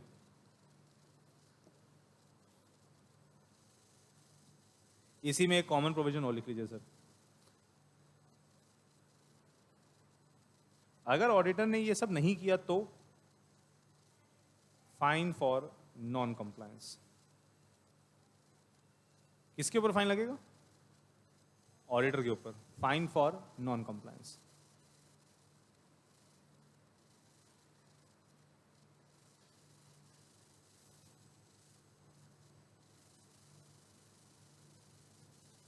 ठीक है सर, लिखें। If company is a listed company, अगर फ्रॉड किस में हुआ है? लिस्टेड कंपनी में, तो जो पेनल्टी लगेगी ऑफ ₹5 लाख पेनल्टी लगेगी ऑडिटर के ऊपर। कितने रुपए की? 5 लाख रुपए की। और in case of other company, अगर कंपनी लिस्टेड कंपनी नहीं है तो पेनल्टी ऑफ ₹1 लाख।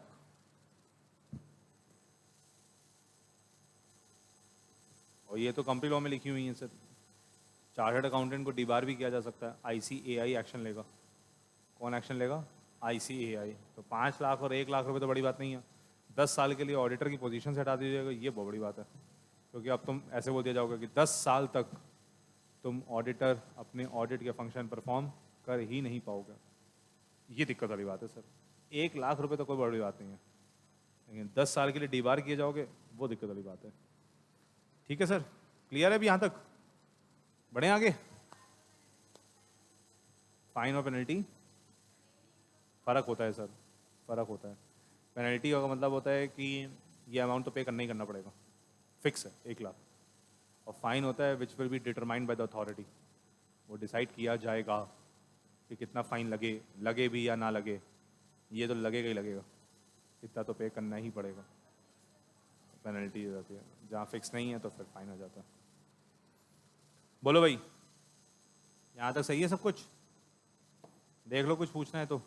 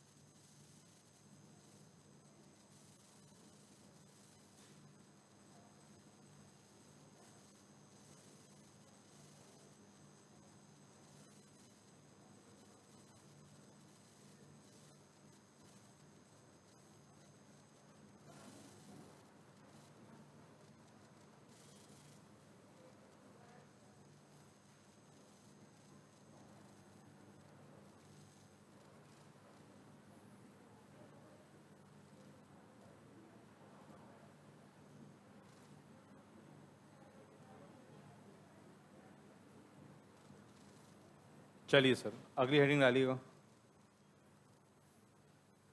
सेक्शन 142। कौन सा सेक्शन? 142। अभी हम लोगों ने कौन सा किया था? 143। उसका कौन सा सब सेक्शन किया? 12, 13, 14, 15। Rule 13, rule number 13। अब हम कौन से सेक्शन पे आ गए? 142 पे। अब जो 143 का रिमेनिंग पोर्शन है वो हम लोग कल वाली क्लास में खत्म करेंगे। अभी हम लोग छोटे छोटे 4 सेक्शन करेंगे, 142, 144, 45, 46 अभी करेंगे। ठीक है, चलिए 142। ये बात करता है सर रेम्युनरेशन की। किसकी बात करता है sir? Remuneration of auditor. Auditor को पैसा कितना मिलेगा? फीस तो मिलेगी, कितना मिलेगा? 1% किस चीज का? यार ऐसा कुछ नहीं है। हाँ, डिपेंड करेगा कौन डिसाइड करेगा, किसने अपॉइंटमेंट। अच्छा, ऑडिटर अपॉइंट कौन करता है? मेंबर्स, शान से। सबसीक्वेंट होगा तो मेंबर। फर्स्ट ऑडिटर होगा तो पहले बोर्ड को मौका मिलेगा। 30 डेज, 60 डेज, 60 डेज, याद आ रहा है? हम लोग ने ऐसे बोला 30 + 90, ये था नॉर्मल कंपनी के लिए। फिर गवर्नमेंट के लिए तो 60 30 60, याद आ रहा है? 60 30 60, और वैसे क्या था 30 + 90। तो अगर बोर्ड ने अपॉइंट किया तो बोर्ड डिसाइड करेगा, अगर शेयर होल्डर्स ने बनाया है तो फिर शेयर होल्डर ही डिसाइड करेगा। हाँ, लेकिन अगर चाहें तो शेयर होल्डर ये राइट बोर्ड को दे सकती है कि हमारे बिहाफ पे आप ही डिसाइड कर लीजिएगा कि कितनी रेम्यूनरेशन देनी है। क्योंकि सर शेयर होल्डर्स के केस में ना बहुत बड़ी प्रॉब्लम होती है कि म्यूचुअल अंडरस्टैंडिंग नहीं हो पाती। Large number of share holders हैं, कैसे सिमेट्री बनाएंगे? सब अपनी अपनी राय देंगे। कोई अच्छा, कुछ तो ऐसे भी शेयर होल्डर होंगे जो बोलेंगे ऑडिटर तुम फ्री में काम कर दो, पैसा ही ना लो। तो ऑडिटर कह रहा है मैं फ्री समाज सेवा थोड़ी ना कर रहा हूँ, और हर शेयर होल्डर की अपनी अलग राय होगी, तो उनकी राय में एक सिमेट्री बनाना बड़ा डिफिकल्ट हो जाएगा। तो इस सिचुएशन में जनरली शेयर होल्डर्स किसको ऑथराइज कर देते हैं? बोर्ड को ऑथराइज कर देते हैं कि आप ही डिसाइड कर लीजिएगा कि क्या रेम्यूनरेशन देनी है। वैसे अगर चाहें तो बोर्ड भी डिसाइड कर सकता है, मेंबर्स भी डिसाइड करेगा, डिपेंड करेगा किसने किसको अपॉइंट किया। First auditor generally board appoint करते हैं, तो फर्स्ट ऑडिटर की रेम्यूनरेशन भी कौन डिसाइड करेगा? बोर्ड। सब्सीक्वेंट ऑडिटर को अपॉइंट करते हैं मेंबर्स, तो उनकी रेम्यूनरेशन भी कौन डिसाइड करेगा? मेंबर्स। अगर मेंबर्स को रेम्यूनरेशन डिसाइड करनी है और वो चाहते हैं कि वो ऑथराइज कर दें बोर्ड को, तो वो ऑथराइज कर सकते हैं किसको? बोर्ड को। ठीक है, गवर्नमेंट में तो फिर सीएजी आ जाएगा, अभी देख लेंगे कौन करेंगे। करें सर? लिखिएगा रेम्यूनरेशन ऑफ ऑडिटर्स।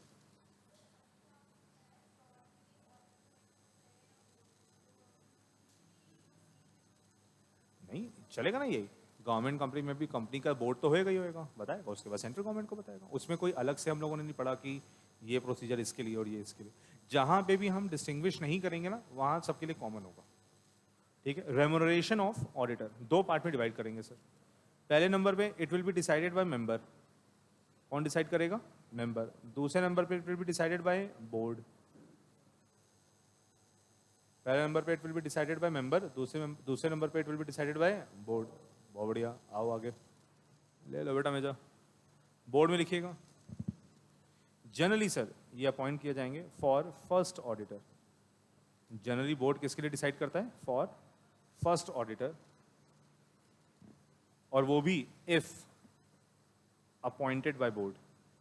क्योंकि उसमें भी ऑप्शन था कि अगर बोर्ड ने 30 डेज के अंदर अपॉइंट नहीं किया तो 90 डेज में जनरल मीटिंग बुलाई जाएगी और फिर मेंबर्स अपॉइंट करेंगे, ऐसे ही था ना। तो अगर बोर्ड ने फर्स्ट ऑडिटर अपॉइंट किए हैं तो बोर्ड ही उनकी रेम्यूनरेशन भी डिसाइड करेगा। लेकिन इन ऑल अदर केसेस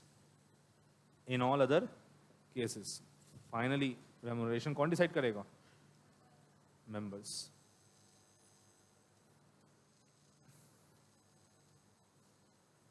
फिर यहां एक एस्ट्रिक मार्क लगाइएगा मेंबर्स के केस में, और लिखिएगा members may also authorize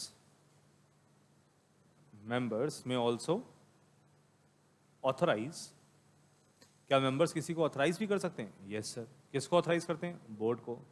members में also authorise board to fix the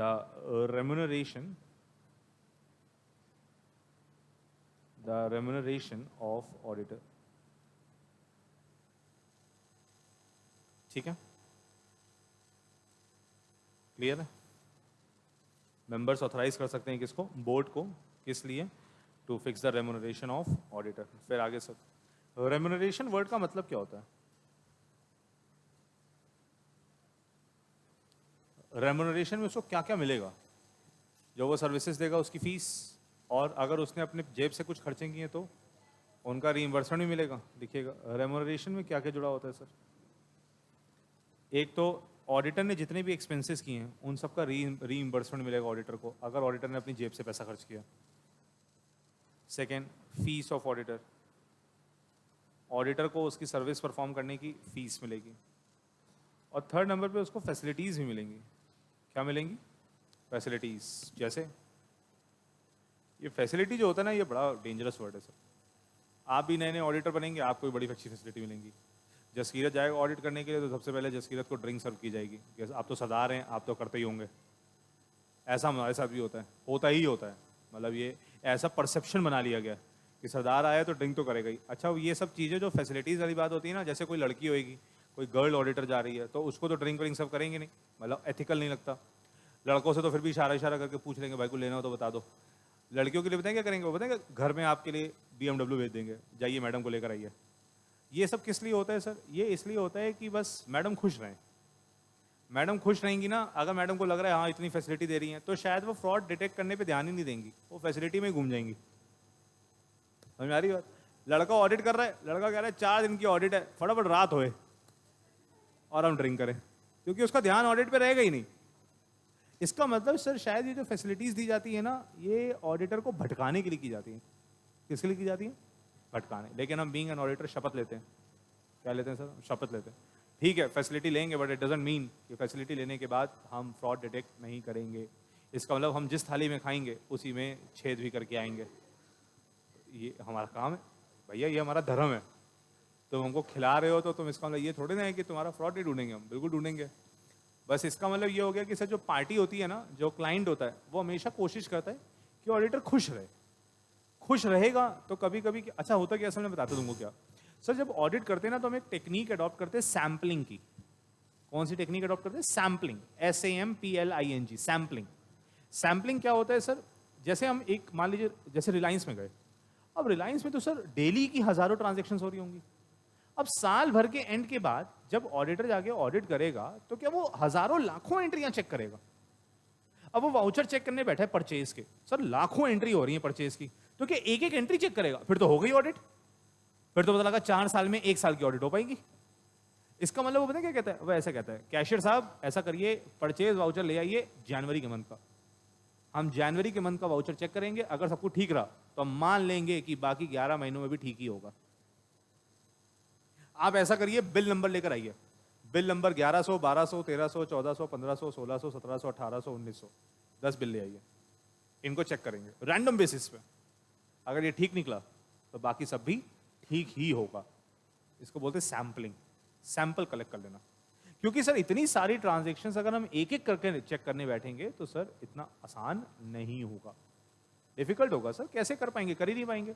man power भी अगर लगेगी तो लिमिटेड टाइम पीरियड में हमको सब कुछ पता करना है, और अच्छा फीजिबल भी नहीं है ये लाखों का ट्रांजेक्शन चेक करें। लाखों ट्रांजेक्शन चेक करने के बाद भी क्या उम्मीद है? ह्यूमन एरर हो सकता है, जिसमें फ्रॉड हो वो भूल ही गए, ध्यान ही नहीं दी, हाथ से निकल गई। तो रैंडमली चेक करेंगे ना तो हमेशा उस पर्टिकुलर क्लाइंट पर ये डर बना रहेगा, यार पता नहीं कौन सी एंट्री चेक कर ले। तो वो हमेशा ध्यान रखेगा कि फ्रॉडलेंट एक्टिविटी किसी में भी ना करो, क्योंकि अगर वो हाथ में आ गई तो फंस जाएंगे। बात समझ में आ रही है? अब ये इसको बोलते हैं रैंडम सैम्पलिंग। क्या बोलते हैं? Random sampling. अब रैंडम सैम्पलिंग ना अलग अलग तरीके से होती है। या तो मैंने बोला ऐसा करो, बिल नंबर 244 ले आओ, बिल नंबर 994 ले आओ, ये तो रैंडम फिगर ले रहे हैं। एक होती है स्ट्रैटिफाइड सैम्पलिंग। कैसी? Stratified systematic sampling. ऐसे 100, 200, 300, 400, 500, 600 सारे नंबर ले आओ। अब ये हो गया एक सिस्टमैटिक तरीका। पहला नंबर आपने रैंडमली उठाया, बाकी लेकिन सब सिस्टमैटिकली। ऐसे जैसे मान लो आपके पास 1000 बिल हैं और आप कोई 10 बिल की चेकिंग करना चाहते हो, तो आपने बोला ऐसा करो, 19 नंबर ले आओ, 119 ले आओ, 219 ले आओ, 319 ले आओ, 419 ले आओ, 500 बिल नंबर ले आओ, ऐसे ले आओ। तो पहला नंबर तो रैंडमली उठाया, बट उसके बाद सिस्टमैटिक चीज चलने लगे। अब ये तो हो गए वाउचर्स की बात। अब अगर आपको कैश एंट्री चेक करनी है, कैश बुक चेक करनी है, अब कैश बुक भी बहुत बड़ी हो सकती है, तो आपने एक मंथ पिक किया, आपने बोला सितंबर की कैश बुक ले आओ, हम सितंबर के मंथ की कैश बुक देखेंगे, अगर वो ठीक निकली तो हम मान लेंगे कि बाकी सब भी ठीक ही होगा।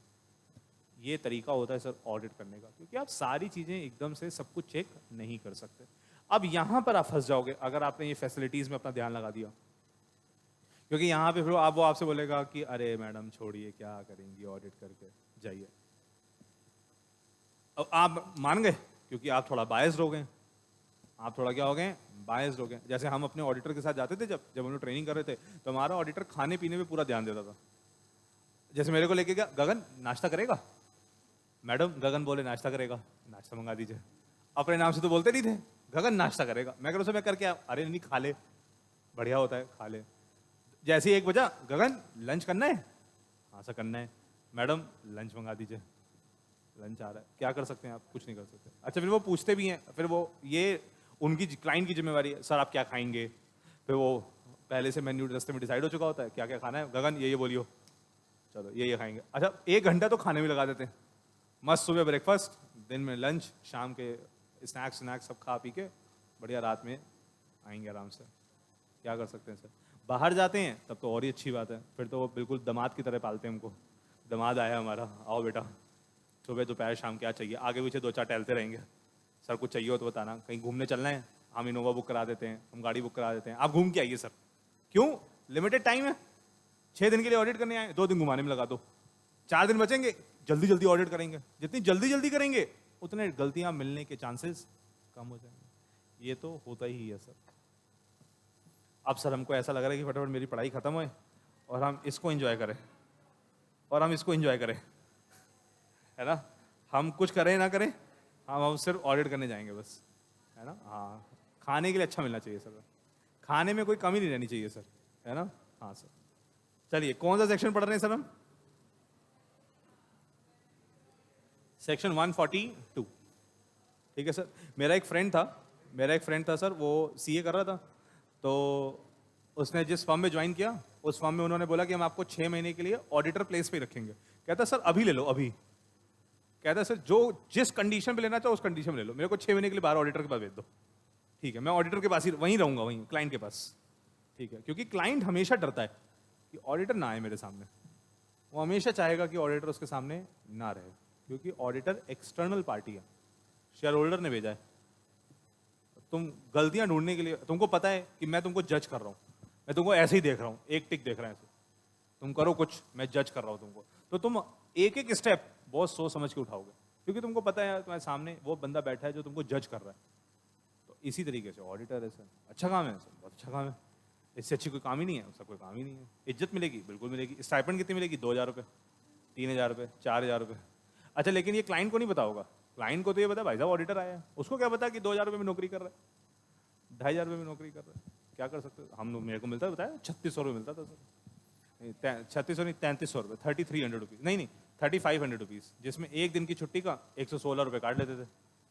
मतलब 3,500 रुपये देते थे, उसमें भी एक दिन की छुट्टी का 116 रुपये काट देते थे। कहते छुट्टी की है, पैसा कटेगा। मैं कितना, कहते 116, मैं गुड, काट लो। खाना पीना तो ऑडिटर प्लेस पे जाके मिलेगा ना, ऑडिट का पूरे साल थोड़ी ना करते रहोगे, वो तो एक सीजन आता है, एक सीजन होता है, हर किसी का सीजन होता है, सीजन आता है ऑडिट करने का। चल रहा है इस टाइम सीजन ही चल रहा है, ये सीजन चल रहा है, अगस्त सितंबर ये सीजन है, हैं? हाँ, चलो सर, लेकिन सर चलिए लिखिए section 142।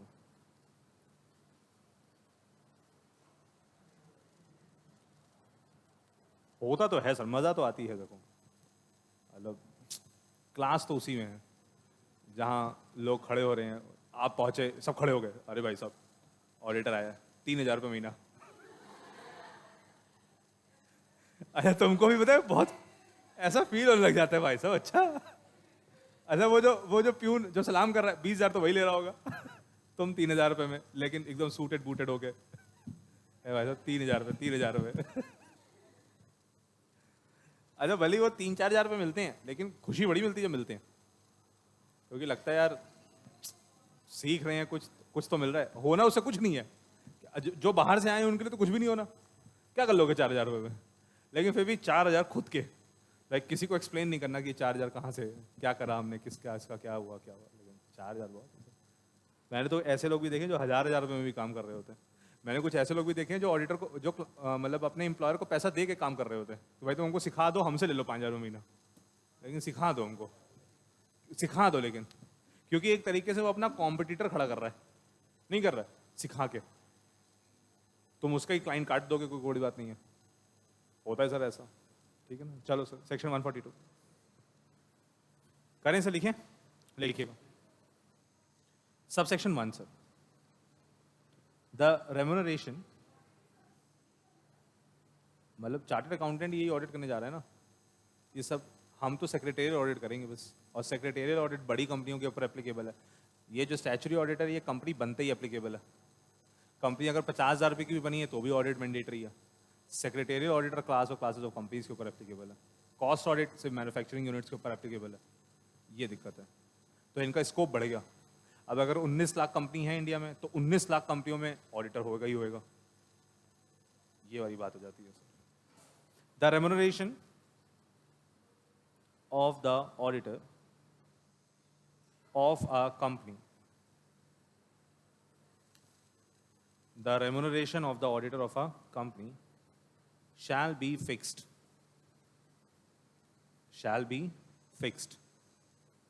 in its general meeting. तो सर रेम्यूनरेशन कहाँ फिक्स हो रही है? रेम्यूनरेशन कहाँ फिक्स हो रही है बेटा? जनरल मीटिंग का मतलब कौन फिक्स कर रहा है? मेंबर्स फिक्स कर रहे हैं। सही बात है। और in such manner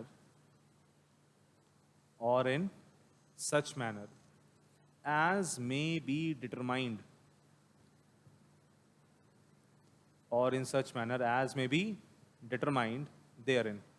therein का मतलब जैसा मीटिंग में डिसाइड कर लिया जाए। अब कैसा डिसाइड कर लिया जाएगा सर? एग्जाम्पल वही कि मेंबर्स ने ऑथराइज कर दिया किसको? बोर्ड को, कि आप हमारे बिहाफ पे रेम्यूनरेशन फिक्स कर दीजिएगा। तो इसका एग्जाम्पल क्या है sir? authorizes the board to fix the remuneration। बताइए सही है? क्लियर?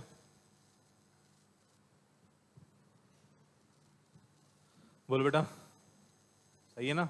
आगे सर, अभी तक हम लोगों ने जो ये पैराग्राफ लिखा, इसमें कहीं बोर्ड को पावर दी गई है कि बोर्ड तुम रेम्यूनरेशन डिसाइड कर लेना? सर अभी डायरेक्टली बोर्ड को पावर तो मिली नहीं, ये तो मेंबर्स ने बोर्ड को पावर दे दी कि चलो हमारे बिहाफ पे कर लेना। क्या बाय डिफॉल्ट बोर्ड को पावर मिली? नहीं सर, अभी तक नहीं मिली। लेकिन हम ऊपर लिख कर आए थे चार्ट में कि फर्स्ट ऑडिटर के केस में अगर फर्स्ट ऑडिटर को बोर्ड ने अपॉइंट किया है तो बोर्ड डिसाइड करेगा। ऐसे ही पढ़ा था ना सर? लिखिएगा सर आगे। प्रोवाइडेड दैट, प्रोवाइजो आ गया सर। क्या आ गया sir? Proviso. Provided that the board में fix remuneration, the board may fix remuneration, the board may fix remuneration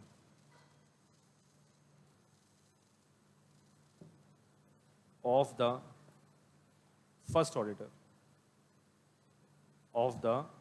auditor appointed by it।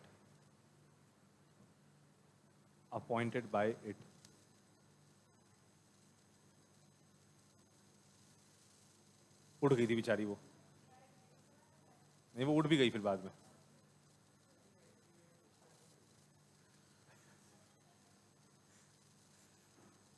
तुम बेटा किसी दिन मारे जा रहे होगे बाहर, तो गारंटी दे रहा हूँ, बच के रहा करो लड़की उस, तुम ज्यादा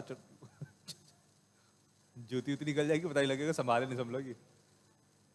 तनिष तो तुरंत खड़ा हो जाएगा, भाई साहब हमसे तो कोई लेना देना ही नहीं है। तनिष कहेगा सुनो जूते उते कम पड़ते तो मैं दे रहा हूँ। वो सवाल लो, तुम दूर रहो इससे, डेंजरस आदमी है ये, बिगाड़ रहा है ये।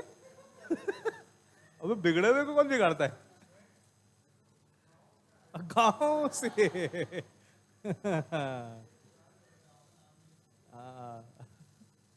गांव से आया है। हाँ हाँ, तुमने तो यहाँ की बिल्डिंग देखी होगी, ओ माय गॉड, कांच की बिल्डिंग। कांच की बिल्डिंग, ये क्या हो गया? यही एक्सप्रेशन था? बताओ, मेरा भी यही था।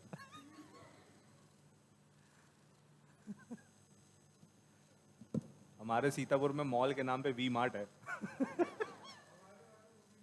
अच्छा, खुला था, बंद हो गया? तुमने सपोर्ट नहीं किया होगा ना।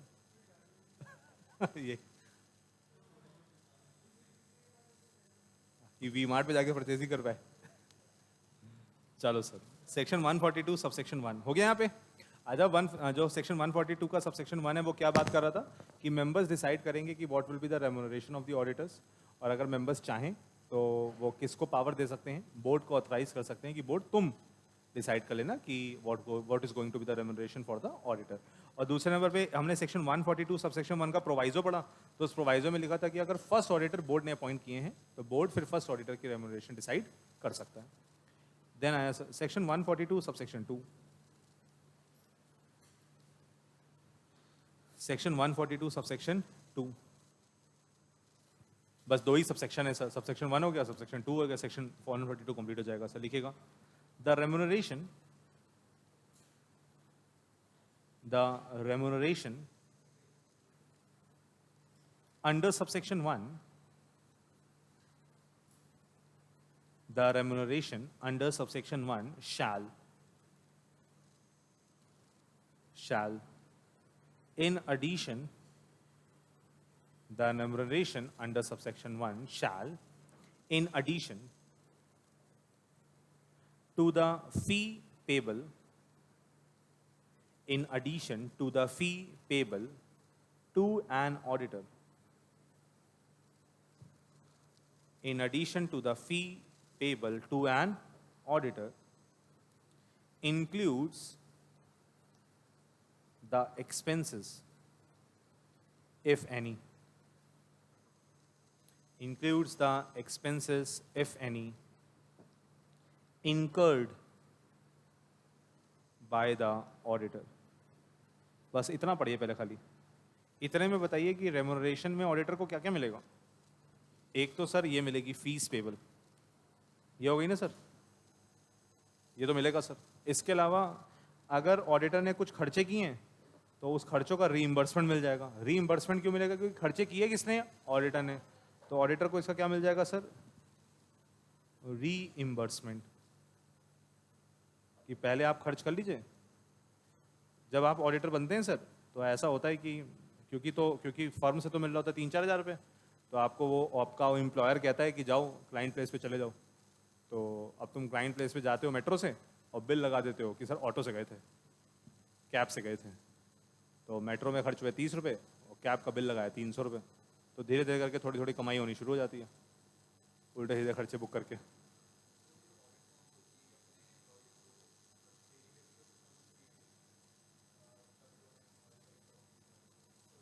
नहीं, ये सिर्फ ऑडिट परफॉर्म करने के लिए जो खर्चे हुए हैं, जैसे मैंने बोला कि हम अपने ऑफिस से आपकी क्लाइंट प्लेस पे आ रहे हैं, ये खर्चे। अच्छा, बहुत बार कंपनी क्या कहती है कि ये ना हम ये छोटे मोटे खर्चे नहीं देंगे, आप हमसे लमसम फीस ले लो, आप हमको ये बताओ पूरी ऑडिट का कितना लोगे। अब उसमें हमसे ये बिल ना देना कि तुम्हारा एम्प्लॉई आ रहा था वो यहाँ तक आया वहाँ तक आया, ये सब कुछ नहीं। आप हमको एक लमसम फिगर बताओ, 2 करोड़, हाँ 2 करोड़, चलो कहानी खत्म हुई, कहानी खत्म हो गई। कैसे?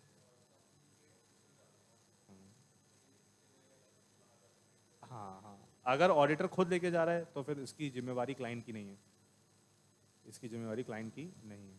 ठीक है, जैसे मान लीजिए कि कंपनी है और कंपनी की ब्रांच, कंपनी की फैक्ट्री है और फैक्ट्री है कहीं इंडस्ट्रियल एरिया में, तो अब कंपनी के ऑडिटर ने सोचा कि यार हम उसको कहाँ रोज अप डाउन कराएंगे, तुम 2 दिन वहीं रुक जाओ होटल लेके। अब होटल के खर्चे जो होंगे वो कंपनी देगी रीइंबर्समेंट, पहले ऑडिटर पे कर देगा फिर बाद में रीइंबर्समेंट क्लेम कर लेगा। ये चीज़ें पॉसिबल है।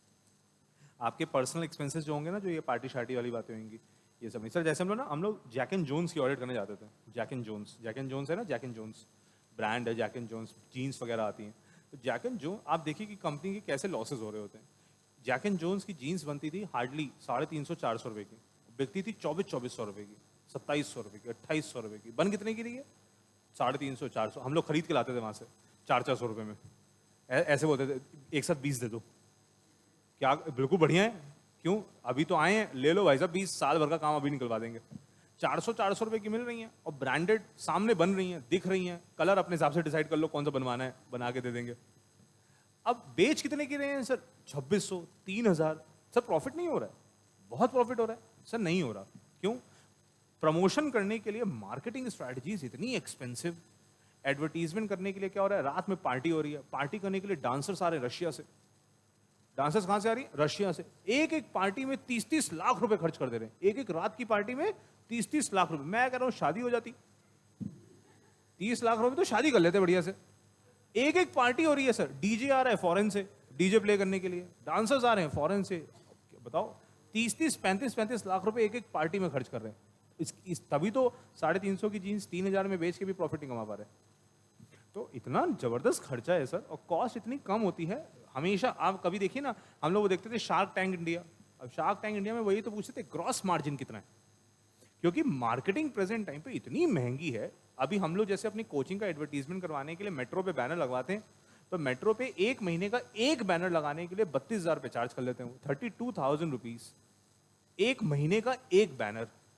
अब अगर मान लो हमने 4-5 मेट्रो में 4-5 बैनर लगवा दी तो पता लगा महीने का 2-2.5 लाख रुपए तो हम खाली इन्हीं मेट्रो वालों को दे रहे हैं। किस चीज का? एडवर्टीजमेंट का। पता नहीं बच्चा वो देखकर आ भी रहा या नहीं आ रहा।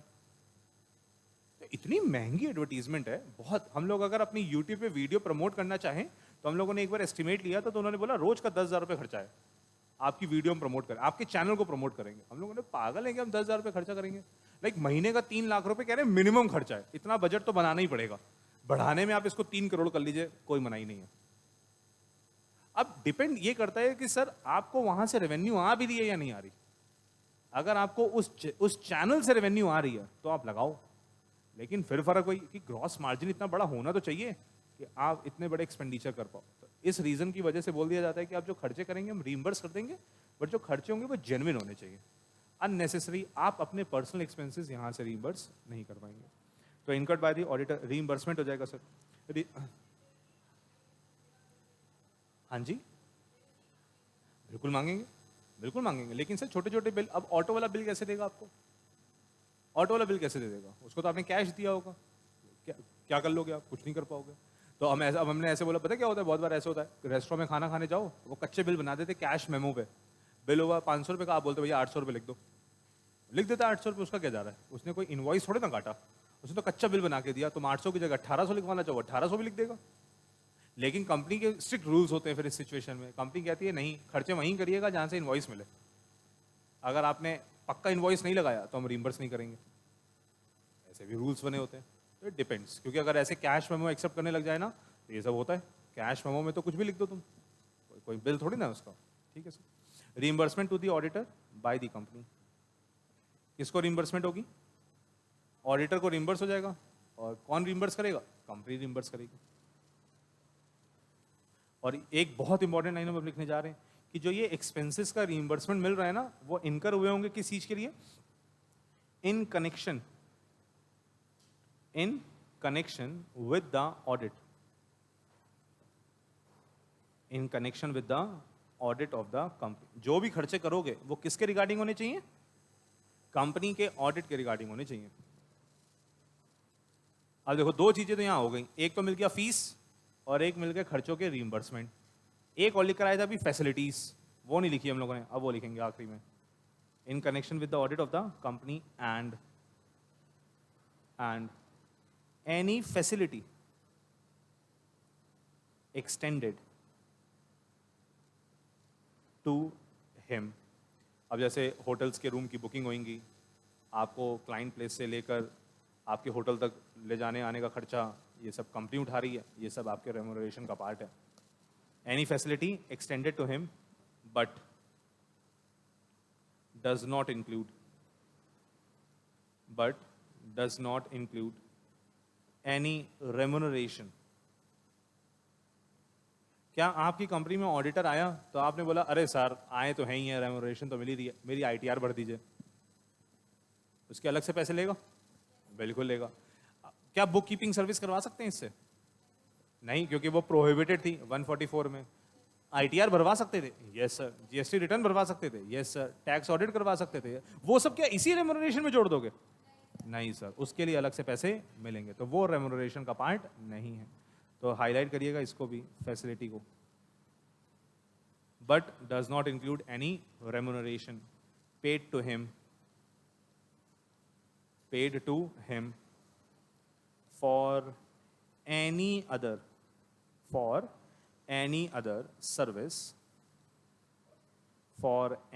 other service rendered by him at the request of the company।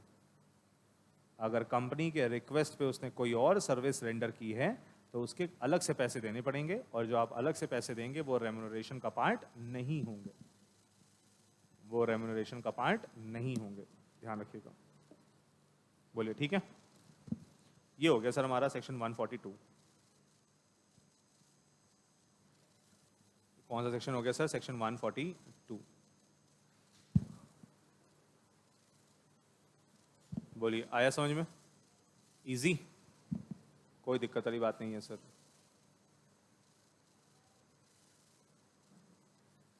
क्या हो गया है? हाँ, ये तो अच्छी बात है सर।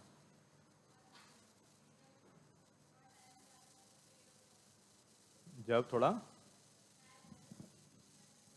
हाँ ये तो होता ही है सर।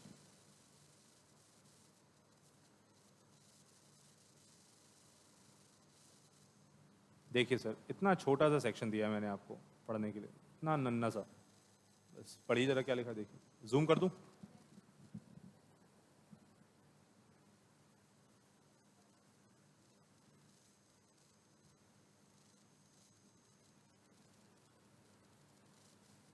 कहाँ चला गया है?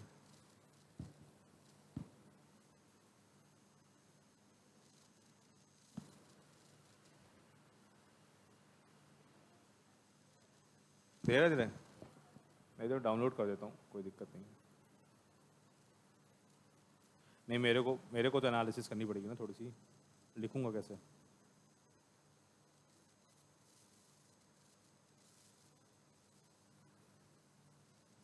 चलिए पढ़िए अब।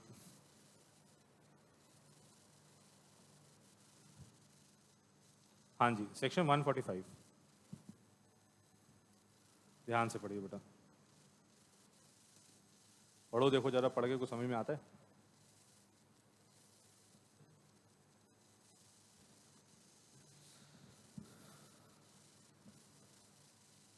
हम लोगों ने एक बात पढ़ी थी, एक्ट एंड साइन।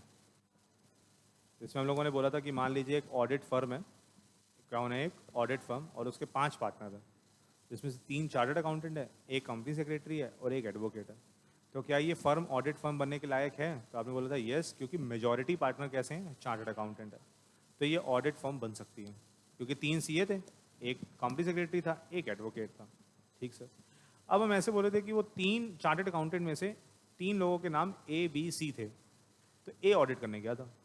कौन ऑडिट करने गया था? ए। तो ऑडिट किसने की? ए ने। तो साइन भी कौन करेगा? ए। क्या ए के बिहाफ पे कंपनी सेक्रेटरी साइन कर ले कि क्योंकि कंपनी सेक्रेटरी भी ऑडिट फर्म का पार्टनर था? नहीं सर। अगर एक्टिविटी परफॉर्म कर रहा है ऑडिट की चार्टर्ड अकाउंटेंट, तो साइन भी कौन करेगा? चार्टर्ड अकाउंटेंट ही करेगा। अब पढ़िए, ऑडिटर टू साइन, हेडिंग क्या लिखिए? Auditor to sign audit report etcetera. क्या सर? पढ़िए पढ़िए सर, जरा ध्यान से देखिएगा। The person appointed as an auditor. अब ये पर्सन इंडिविजुअल भी हो सकता है, फर्म भी हो सकती है, लेकिन फर्म तो सर अपने पार्टनर्स के थ्रू रिप्रेजेंट होती है, तो साइन तो पार्टनर ही करेगा, फर्म तो साइन कर नहीं सकती। Appointed as an auditor of the company shall sign the auditor's report, और ऑडिटर रिपोर्ट के अलावा और क्या साइन करे? और शैल साइन और certify any other document of the company. क्या सर हमने कभी एक वर्ड सुना है, consolidated financial statement? Consolidated balance sheet बनती है, प्रॉफिट एंड लॉस बनता है। क्या हो रहा है सर? ध्यान से समझिएगा, ठीक है। एक होल्डिंग कंपनी है सर, कौन सी कंपनी? Holding company. इस होल्डिंग कंपनी की ना 2 सब्सिडरी कंपनी है, सब्सिडरी 1, सब्सिडरी 2। अब ये जो ऑडिटर है ना, ये होल्डिंग कंपनी का ऑडिटर है। कौन सी कंपनी का ऑडिटर है? Holding company. सब्सिडरी कंपनी के ऑडिटर अलग अलग है। Possible sir. मान लीजिए होल्डिंग कंपनी का ऑडिटर है ए, और सब्सिडरी कंपनी का ऑडिटर है बी, और सब्सिडरी कंपनी 2 का ऑडिटर है सी। ए ने अपनी होल्डिंग कंपनी की ऑडिट की, बी ने अपनी सब्सिडरी कंपनी की, सी ने अपनी दूसरी सब्सिडरी की। तीनों ने अपनी अपनी ऑडिट कर ली, तीनों की अपनी अपनी ऑडिट रिपोर्ट बन गई, तीनों की ऑडिट रिपोर्ट अपने अपने ऑडिटर ने साइन कर दी। अब जब कंसोलिडेटेड बैलेंस शीट बनेगी इसकी, या कंसोलिडेटेड पीएनएल बनेगा, तो वो तो होल्डिंग कंपनी बनाएगी ना सर, सब्सिडरी थोड़ी ना बनाएगी, वो तो होल्डिंग बनाएगी। और होल्डिंग का ऑडिटर कौन है? ए। तो क्या ए ही अब ये कंसोलिडेटेड बैलेंस शीट और प्रॉफिट लॉस भी बनाएगा? Yes sir. तो क्या साइन भी वो इसी पे खुद भी करेगा? Yes sir. तो अदर डॉक्यूमेंट का मतलब क्या हो गया? ये कंसोलिडेटेड बैलेंस शीट या फिर कंसोलिडेटेड पीएनएल। याद रहेगा? नहीं याद रहेगा तो नोट कर लीजिएगा, ठीक है। वैसे याद रहेगा मेरे को लगता है, इतनी कोई बात नहीं है, लेकिन लिख लीजिए ऊपर। मैं बताऊँ कॉपी में क्या लिखिए, लिखिए सेक्शन 145 और एनी अदर डॉक्यूमेंट में लिखिए like consolidated balance sheet of PNL, section 145, और लिखिए any other document of the company means, any other document of the company means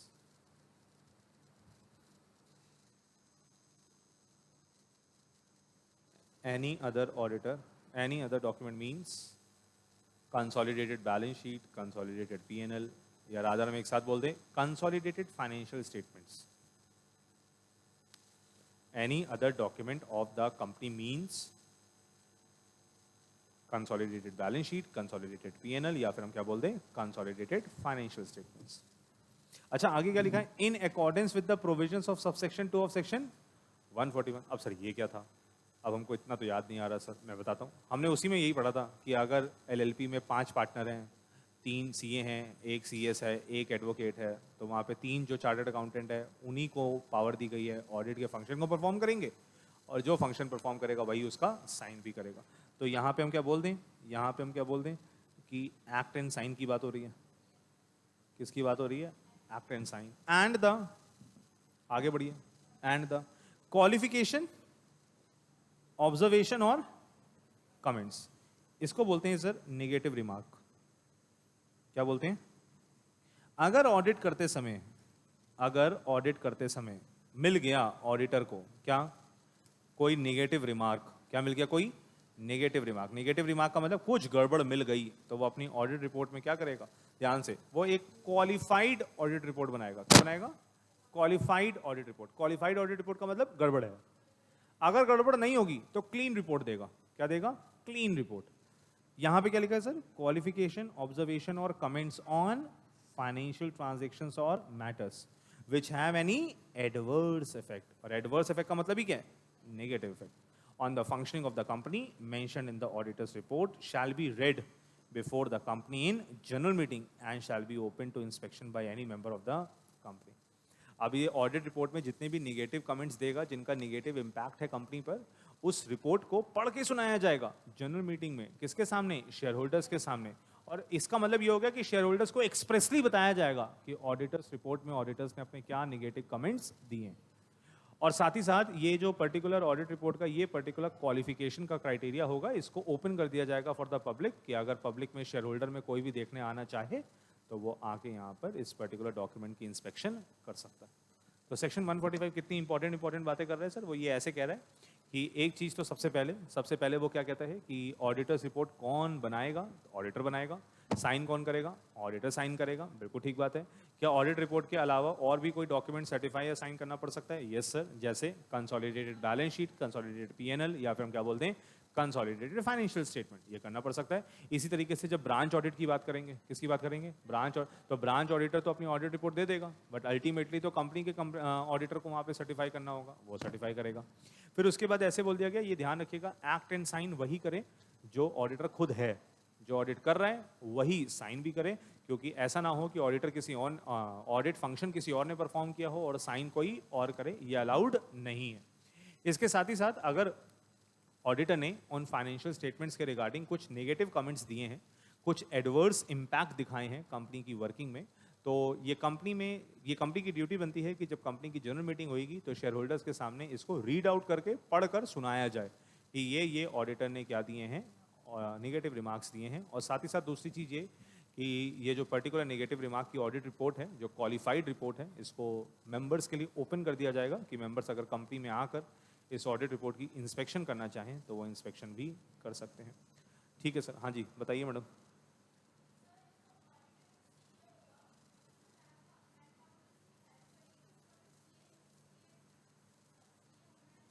मतलब जो उसके साथ टीम आएगी, कोई ज़रूरी नहीं है सर, टीम में कोई भी लोग हो सकते हैं, सिग्नेचर तो एक ही पर्सन करेगा ना। हाँ, वो उसकी टीम में तो तुम किसी को मर्जी ले आओ, सीएस को ले आओ, एडवोकेट को ले आओ, मैं कह रहा हूँ 12वीं पास को ले आओ, कोई दिक्कत नहीं, वो तुम्हारा काम करे बस। जिम्मेवारी अल्टीमेटली तो तुम्हारी ऑडिटर है, तुम्हारी टीम में 10 लोग आ रहे हैं उससे मतलब नहीं है। अच्छा, जब हम ऑडिटर अपॉइंट करते हैं ना तो क्लाइंट ऑडिटर से पूछ लेता है कि हमको बताइए कि आपकी टीम में से कौन कौन लोग आने वाले हैं। क्यों? क्योंकि हम आपकी टीम के मेंबर्स को कुछ ऐसे डॉक्यूमेंट्स दिखाएंगे जो बहुत कॉन्फिडेंशियल हो सकते हैं, तो हम उनसे भी एनओसी साइन करवाएंगे, कॉन्फिडेंशियलिटी एग्रीमेंट, कि कॉन्फिडेंशियलिटी डॉक्यूमेंट्स उनको मिल रहे हैं, लेकिन अगर इन्होंने ये डॉक्यूमेंट की इंफॉर्मेशन बाहर रिवील की तो दे विल बी लायबल। तो सर हम जब हम बताएं क्या होता है, जब ऑडिटर अपॉइंट होता है ना तो एक ऑडिट एंगेजमेंट होता है, एक ऑडिट एग्रीमेंट करवा दिया जाता है, उस एग्रीमेंट में नाम लिख दिया जाता है कि ये लोग ऑडिट फर्म के बिहाफ पे आएंगे, आप इनको अलाउ करिएगा। बड़ी बड़ी कंपनी उनके आईडी कार्ड बनवा देती है कि ये आईडी कार्ड अपनी टीम को दीजिएगा, जिनके पास ये आईडी कार्ड होगा सिर्फ वही अलाउड होंगे, कोई थर्ड पर्सन अलाउड नहीं होगा। पॉसिबल है सर? बिल्कुल पॉसिबल है। ठीक है, क्लियर है सर? सेक्शन, छोटा सा सेक्शन समझ में आ गया? कुछ पूछना है यहाँ पे? देख लो, बताइए। अच्छा, कंपनी ने अपनी ऑडिट रिपोर्ट, लेट्स से ऐसे बोलते हैं, ऑडिटर ने अपनी ऑडिट रिपोर्ट बनाई सर। क्वेश्चन सुनिएगा ध्यान से, ठीक है? ऑडिटर ने अपनी क्या बनाई? Audit report. Sir audit report जो उसने टोटल तैयार की सर, वो लेट्स से 50 पन्नों की तैयार की। कितने पन्नों की? 50। क्या पूरे के पूरे 50 पेज जनरल मीटिंग में सुनाए जाए, from the very starting till the end? या फिर खाली उतना पोर्शन सुनाया जाए जहां उसने निगेटिव रिमार्क दिए? हमको इंपॉर्टेंट तो वही दिखाना है ना, कि जहां जहां ऑडिटर ने गलतियां ढूंढ के निकाली हैं, वो मान लो वो पेज कितने होंगे, लेट्स से 2 पेज। हाँ, तो अगर ये 2 पेज हैं तो ये 2 पेज पढ़ के सुनाइए जहां नेगेटिव रिमार्क दिए हैं। जहां पर हम ऐसे बोल रहे हैं कि कंपनी में कुछ ऐसा चल रहा है जो कंपनी के लिए एडवर्स इफेक्ट हो सकता है, वो चीज आप यहाँ पे पढ़कर सुनाइए। बाकी आपको चीजें पढ़कर, पूरी रिपोर्ट पढ़कर सुनाने के लिए नहीं बोला गया। क्लियर है सर? कोई दिक्कत? देख लो, कुछ पूछना है तो बताऊं। एक छोटा सा सेक्शन और करेंगे सर, फिर वाइंड अप करेंगे। अरे सर बस, अरे बस बस बस बस एक छोटा सा सेक्शन, अरे बस। अरे ये देखो कितना छोटा सा, क्या ही लिखा है उसमें, नन्नू सा है खाली। हैं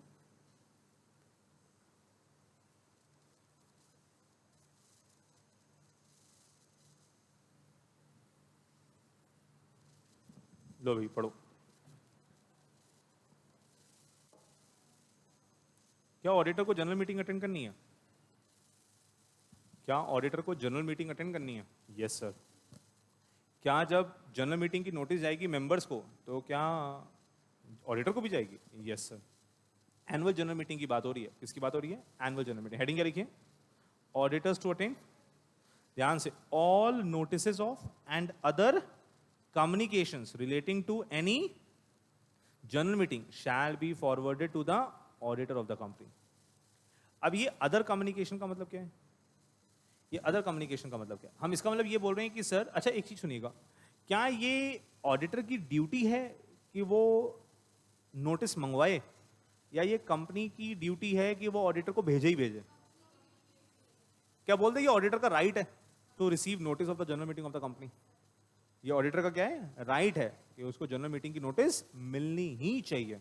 अच्छा ठीक है, फिर हम ऐसे बोल रहे हैं कि जनरल मीटिंग की जो नोटिस होगी, और साथ में लिखा है एंड अदर कम्युनिकेशन। अभी सर जब हम पढ़ेंगे ना मैनेजमेंट एडमिनिस्ट्रेशन का चैप्टर, जहां पे हम पढ़ेंगे कि जनरल मीटिंग की नोटिस 21 दिन पहले जाती है, जनरल मीटिंग की नोटिस के साथ एक्सप्लेनेटरी स्टेटमेंट जाते हैं, अगर स्पेशल बिजनेस होता है कुछ तो पढ़ेंगे सर। तो हम ऐसे बोल रहे हैं, जो जो चीजें नोटिस के साथ, जो जो डॉक्यूमेंट्स मेंबर्स को जा रहे हैं, वो सारे के सारे डॉक्यूमेंट्स इस ऑडिटर को भी आएंगे। अभी हम लोग पढ़कर आए थे पीछे की एक स्पेशल नोटिस भी जाती है। क्या जाती है? Special notice. तो अब स्पेशल नोटिस अगर जा रही है मेंबर को, तो वो स्पेशल नोटिस किसको आएगी? ऑडिटर को भी आएगी। ठीक है, तो इसका मतलब जो जो नोटिसेस, और उन नोटिसेस के साथ जो जो कम्युनिकेशन किसको जा रही है? मेंबर्स को जा रही है, वो सब किसको मिलेंगे? ऑडिटर को भी मिलेंगे। And the auditor shall, unless otherwise exempted by the company, attend either by himself or through his authorized representative. अब कह रहे हैं कि वो जो ऑडिटर को नोटिस भेजा, तो सिर्फ नोटिस नहीं भेजा, ऑडिटर को जनरल मीटिंग अटेंड करनी भी पड़ेगी। अगर सर मान लीजिए एक ही दिन पे 4 कंपनियों की जनरल मीटिंग है, तो अब ऐसी सिचुएशन में एक ऑडिटर एक ही मीटिंग तो अटेंड कर पाएगा, एक टाइम पे 4 तो कर नहीं पाएगा, तो वो अपने बिहाफ पे किसको भेज दे? Authorised representative. लेकिन जो ऑथराइज्ड रिप्रेजेंटेटिव होगा वो ट्रेनी नहीं होना चाहिए। He who shall also be qualified to be an, उसकी भी इतनी कम से कम क्वालिफिकेशन होनी चाहिए कि वो भी ऑडिटर बनने के लायक है। मतलब क्या बोलते हैं, वो भी चार्टर्ड अकाउंटेंट होना चाहिए, और वो भी इसी फर्म का चार्टर्ड अकाउंटेंट होना चाहिए, क्योंकि वही तो उसके बिहाफ पे जवाब दे पाएगा।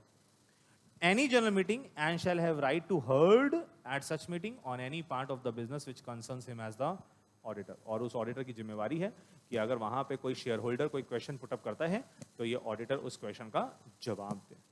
एक लाइन लिखी है सर, ये otherwise exempted bye the company. अगर कंपनी ने बोल दिया है कि ऑडिटर तुम ही को आना पड़ेगा, तो तुम ही को आना पड़ेगा, तुम ऑथराइज रिप्रेजेंटेटिव को नहीं भेज पाओगे। ऐसे चारों लोग बोल देंगे तो सर जब ये ऑडिटर अपना एंगेजमेंट साइन करेगा, तो उसमें मेंशन करवा देगा कि ऑलरेडी मेरी उस कंपनियों में ये एंगेजमेंट साइन हुई है, तो आप या तो रिलैक्सेशन दीजिए, या फिर आप इस चीज़ का ध्यान रखिएगा कि मेरे से पूछ के जनरल मीटिंग की डेट फिक्स करवाइएगा। क्योंकि जनरल मीटिंग की जब डेट फिक्स होएगी तो पहले ही फिक्स होएगी, तो आप हमसे ऑडिटर पूछ लीजिएगा, ऑडिटर कहता है हमसे पूछ लीजिएगा एक बार, फिर उस हिसाब से डेट फिक्स करवाइएगा कि मेरे क्लैशेस ना हो, या अगर एक ही एरिया में मीटिंग होने वाली है तो सुबह शाम करवा लीजिएगा, टाइम आगे पीछे कर लीजिएगा तो मैं अटेंड कर पाऊंगा। आ रही बात समझ में? अब क्वेश्चन सर, क्या जनरल मीटिंग की नोटिस जाएगी ही जाएगी ऑडिटर को? मैंडेटरी है, ना गई तो पेनल्टी, मतलब कंपनी के ऊपर पेनल्टी लगाएं? नहीं सर, हम ऐसे बोल रहे हैं कि जनरल मीटिंग की नोटिस तो ऑडिटर को जाएगी ही जाएगी, अगर नहीं जाएगी तो ये नॉन कंप्लायंस है कंपनी के बिहाफ पे, डायरेक्टर्स के बिहाफ पे, ये नॉन कंप्लायंस ऑडिटर के बिहाफ पे नहीं है, तो ऑडिटर को इसकी कोई भी जिम्मेवारी लेने की जरूरत नहीं है। अच्छा सर क्वेश्चन सुनिए, अगर ये ऑडिटर यहाँ पे रिटायर होने वाला है तो तब भी जाएगी? इस मीटिंग में रिटायर होने वाला है, जाएगी जाएगी सर, बड़ा ऑब्वियस सी बात है, क्योंकि अभी तक तो जिम्मेवारी उसी की है, तो अभी तक मीटिंग में अगर कोई क्वेश्चन रेज होगा तो क्या रिटायरिंग ऑडिटर को जवाब देना पड़ेगा? यस सर, तो रिटायरिंग ऑडिटर की पूरी जिम्मेवारी है और रिटायरिंग ऑडिटर को भी नोटिस जाएगा। अगर आपसे कोई क्वेश्चन पुटअप करता है कि सर क्या नोटिस जाएगा रिटायरिंग ऑडिटर को, तो आप बोलेंगे सर बिल्कुल जाएगा, कोई प्रॉब्लम वाली बात इसमें नहीं है। और सिर्फ नोटिस जाएगा या नोटिस के साथ अगर कोई और चीज मेंबर्स को जा रही है तो वो भी जाएगी ऑडिटर को? यस सर, जैसे एग्जाम्पल में तौर पर स्पेशल नोटिस, एग्जाम्पल के तौर पे क्या है सर, स्पेशल नोटिस, या अभी जब हम प्रोविजन पढ़ेंगे तो वहाँ पे ऐसे बोलेंगे कि अगर कोई स्पेशल बिजनेस पास होना है तो उसके रिगार्डिंग एक्सप्लेनेटरी स्टेटमेंट जाता है, तो वो एक्सप्लेनेटरी स्टेटमेंट मेंबर्स को भी जाएगा तो इनको भी जाएगा। जो जो डॉक्यूमेंट्स किसको जाएंगे जनरल मीटिंग के रिगार्डिंग मेंबर्स को जाएंगे, वो सब चीज़ें किसको जाएंगी? ऑडिटर को भी जाएंगी। क्लियर है बात? देख लो, कुछ पूछना है? कौन कौन से हो गए सर सेक्शन आज? एक हम लोगों ने पहले पढ़ा 143 सबसेक्शन 12 से लेकर 15, साथ में रूल 13, उसको पढ़ा नहीं लेकिन हम लोगों ने पूरा फ्लो चार्ट में कंप्लीट कर लिया, वो पूरा कंप्लीट है, आपको कुछ अलग से करने की जरूरत नहीं है। उसके बाद 142 रेम्यूनरेशन, 145 ऑडिटर साइन करेगा, ऑडिटर क्या करेगा? साइन करेगा, किसको साइन करेगा? Audit report etcetera etcetera. और यहाँ पे क्या पढ़ा कि जनरल मीटिंग की नोटिस किसको जाएगी? ऑडिटर को, auditor is required to attend the general meeting. Clear है बात? देख लो, अब नेक्स्ट क्लास, लाइक कल वाली class, going to be the last class for this chapter, इस चैप्टर की लास्ट क्लास होने वाली कल क्लास होगी आपकी 1:30 पे, so you all are cordially invited tomorrow at 1:30 with the complete of chapter. No snacks, no cold drink, nothing will be provided to you here. आप अपना सवारी, अपने सामान की खुद जिम्मेवार है, अपना अपना सब सामान लेकर आइएगा, खाने पीने वाला जो भी लाना है हमारी तरफ से। Only and only place will be provided to you, venue is decided, nothing else will be provided. ठीक है सर?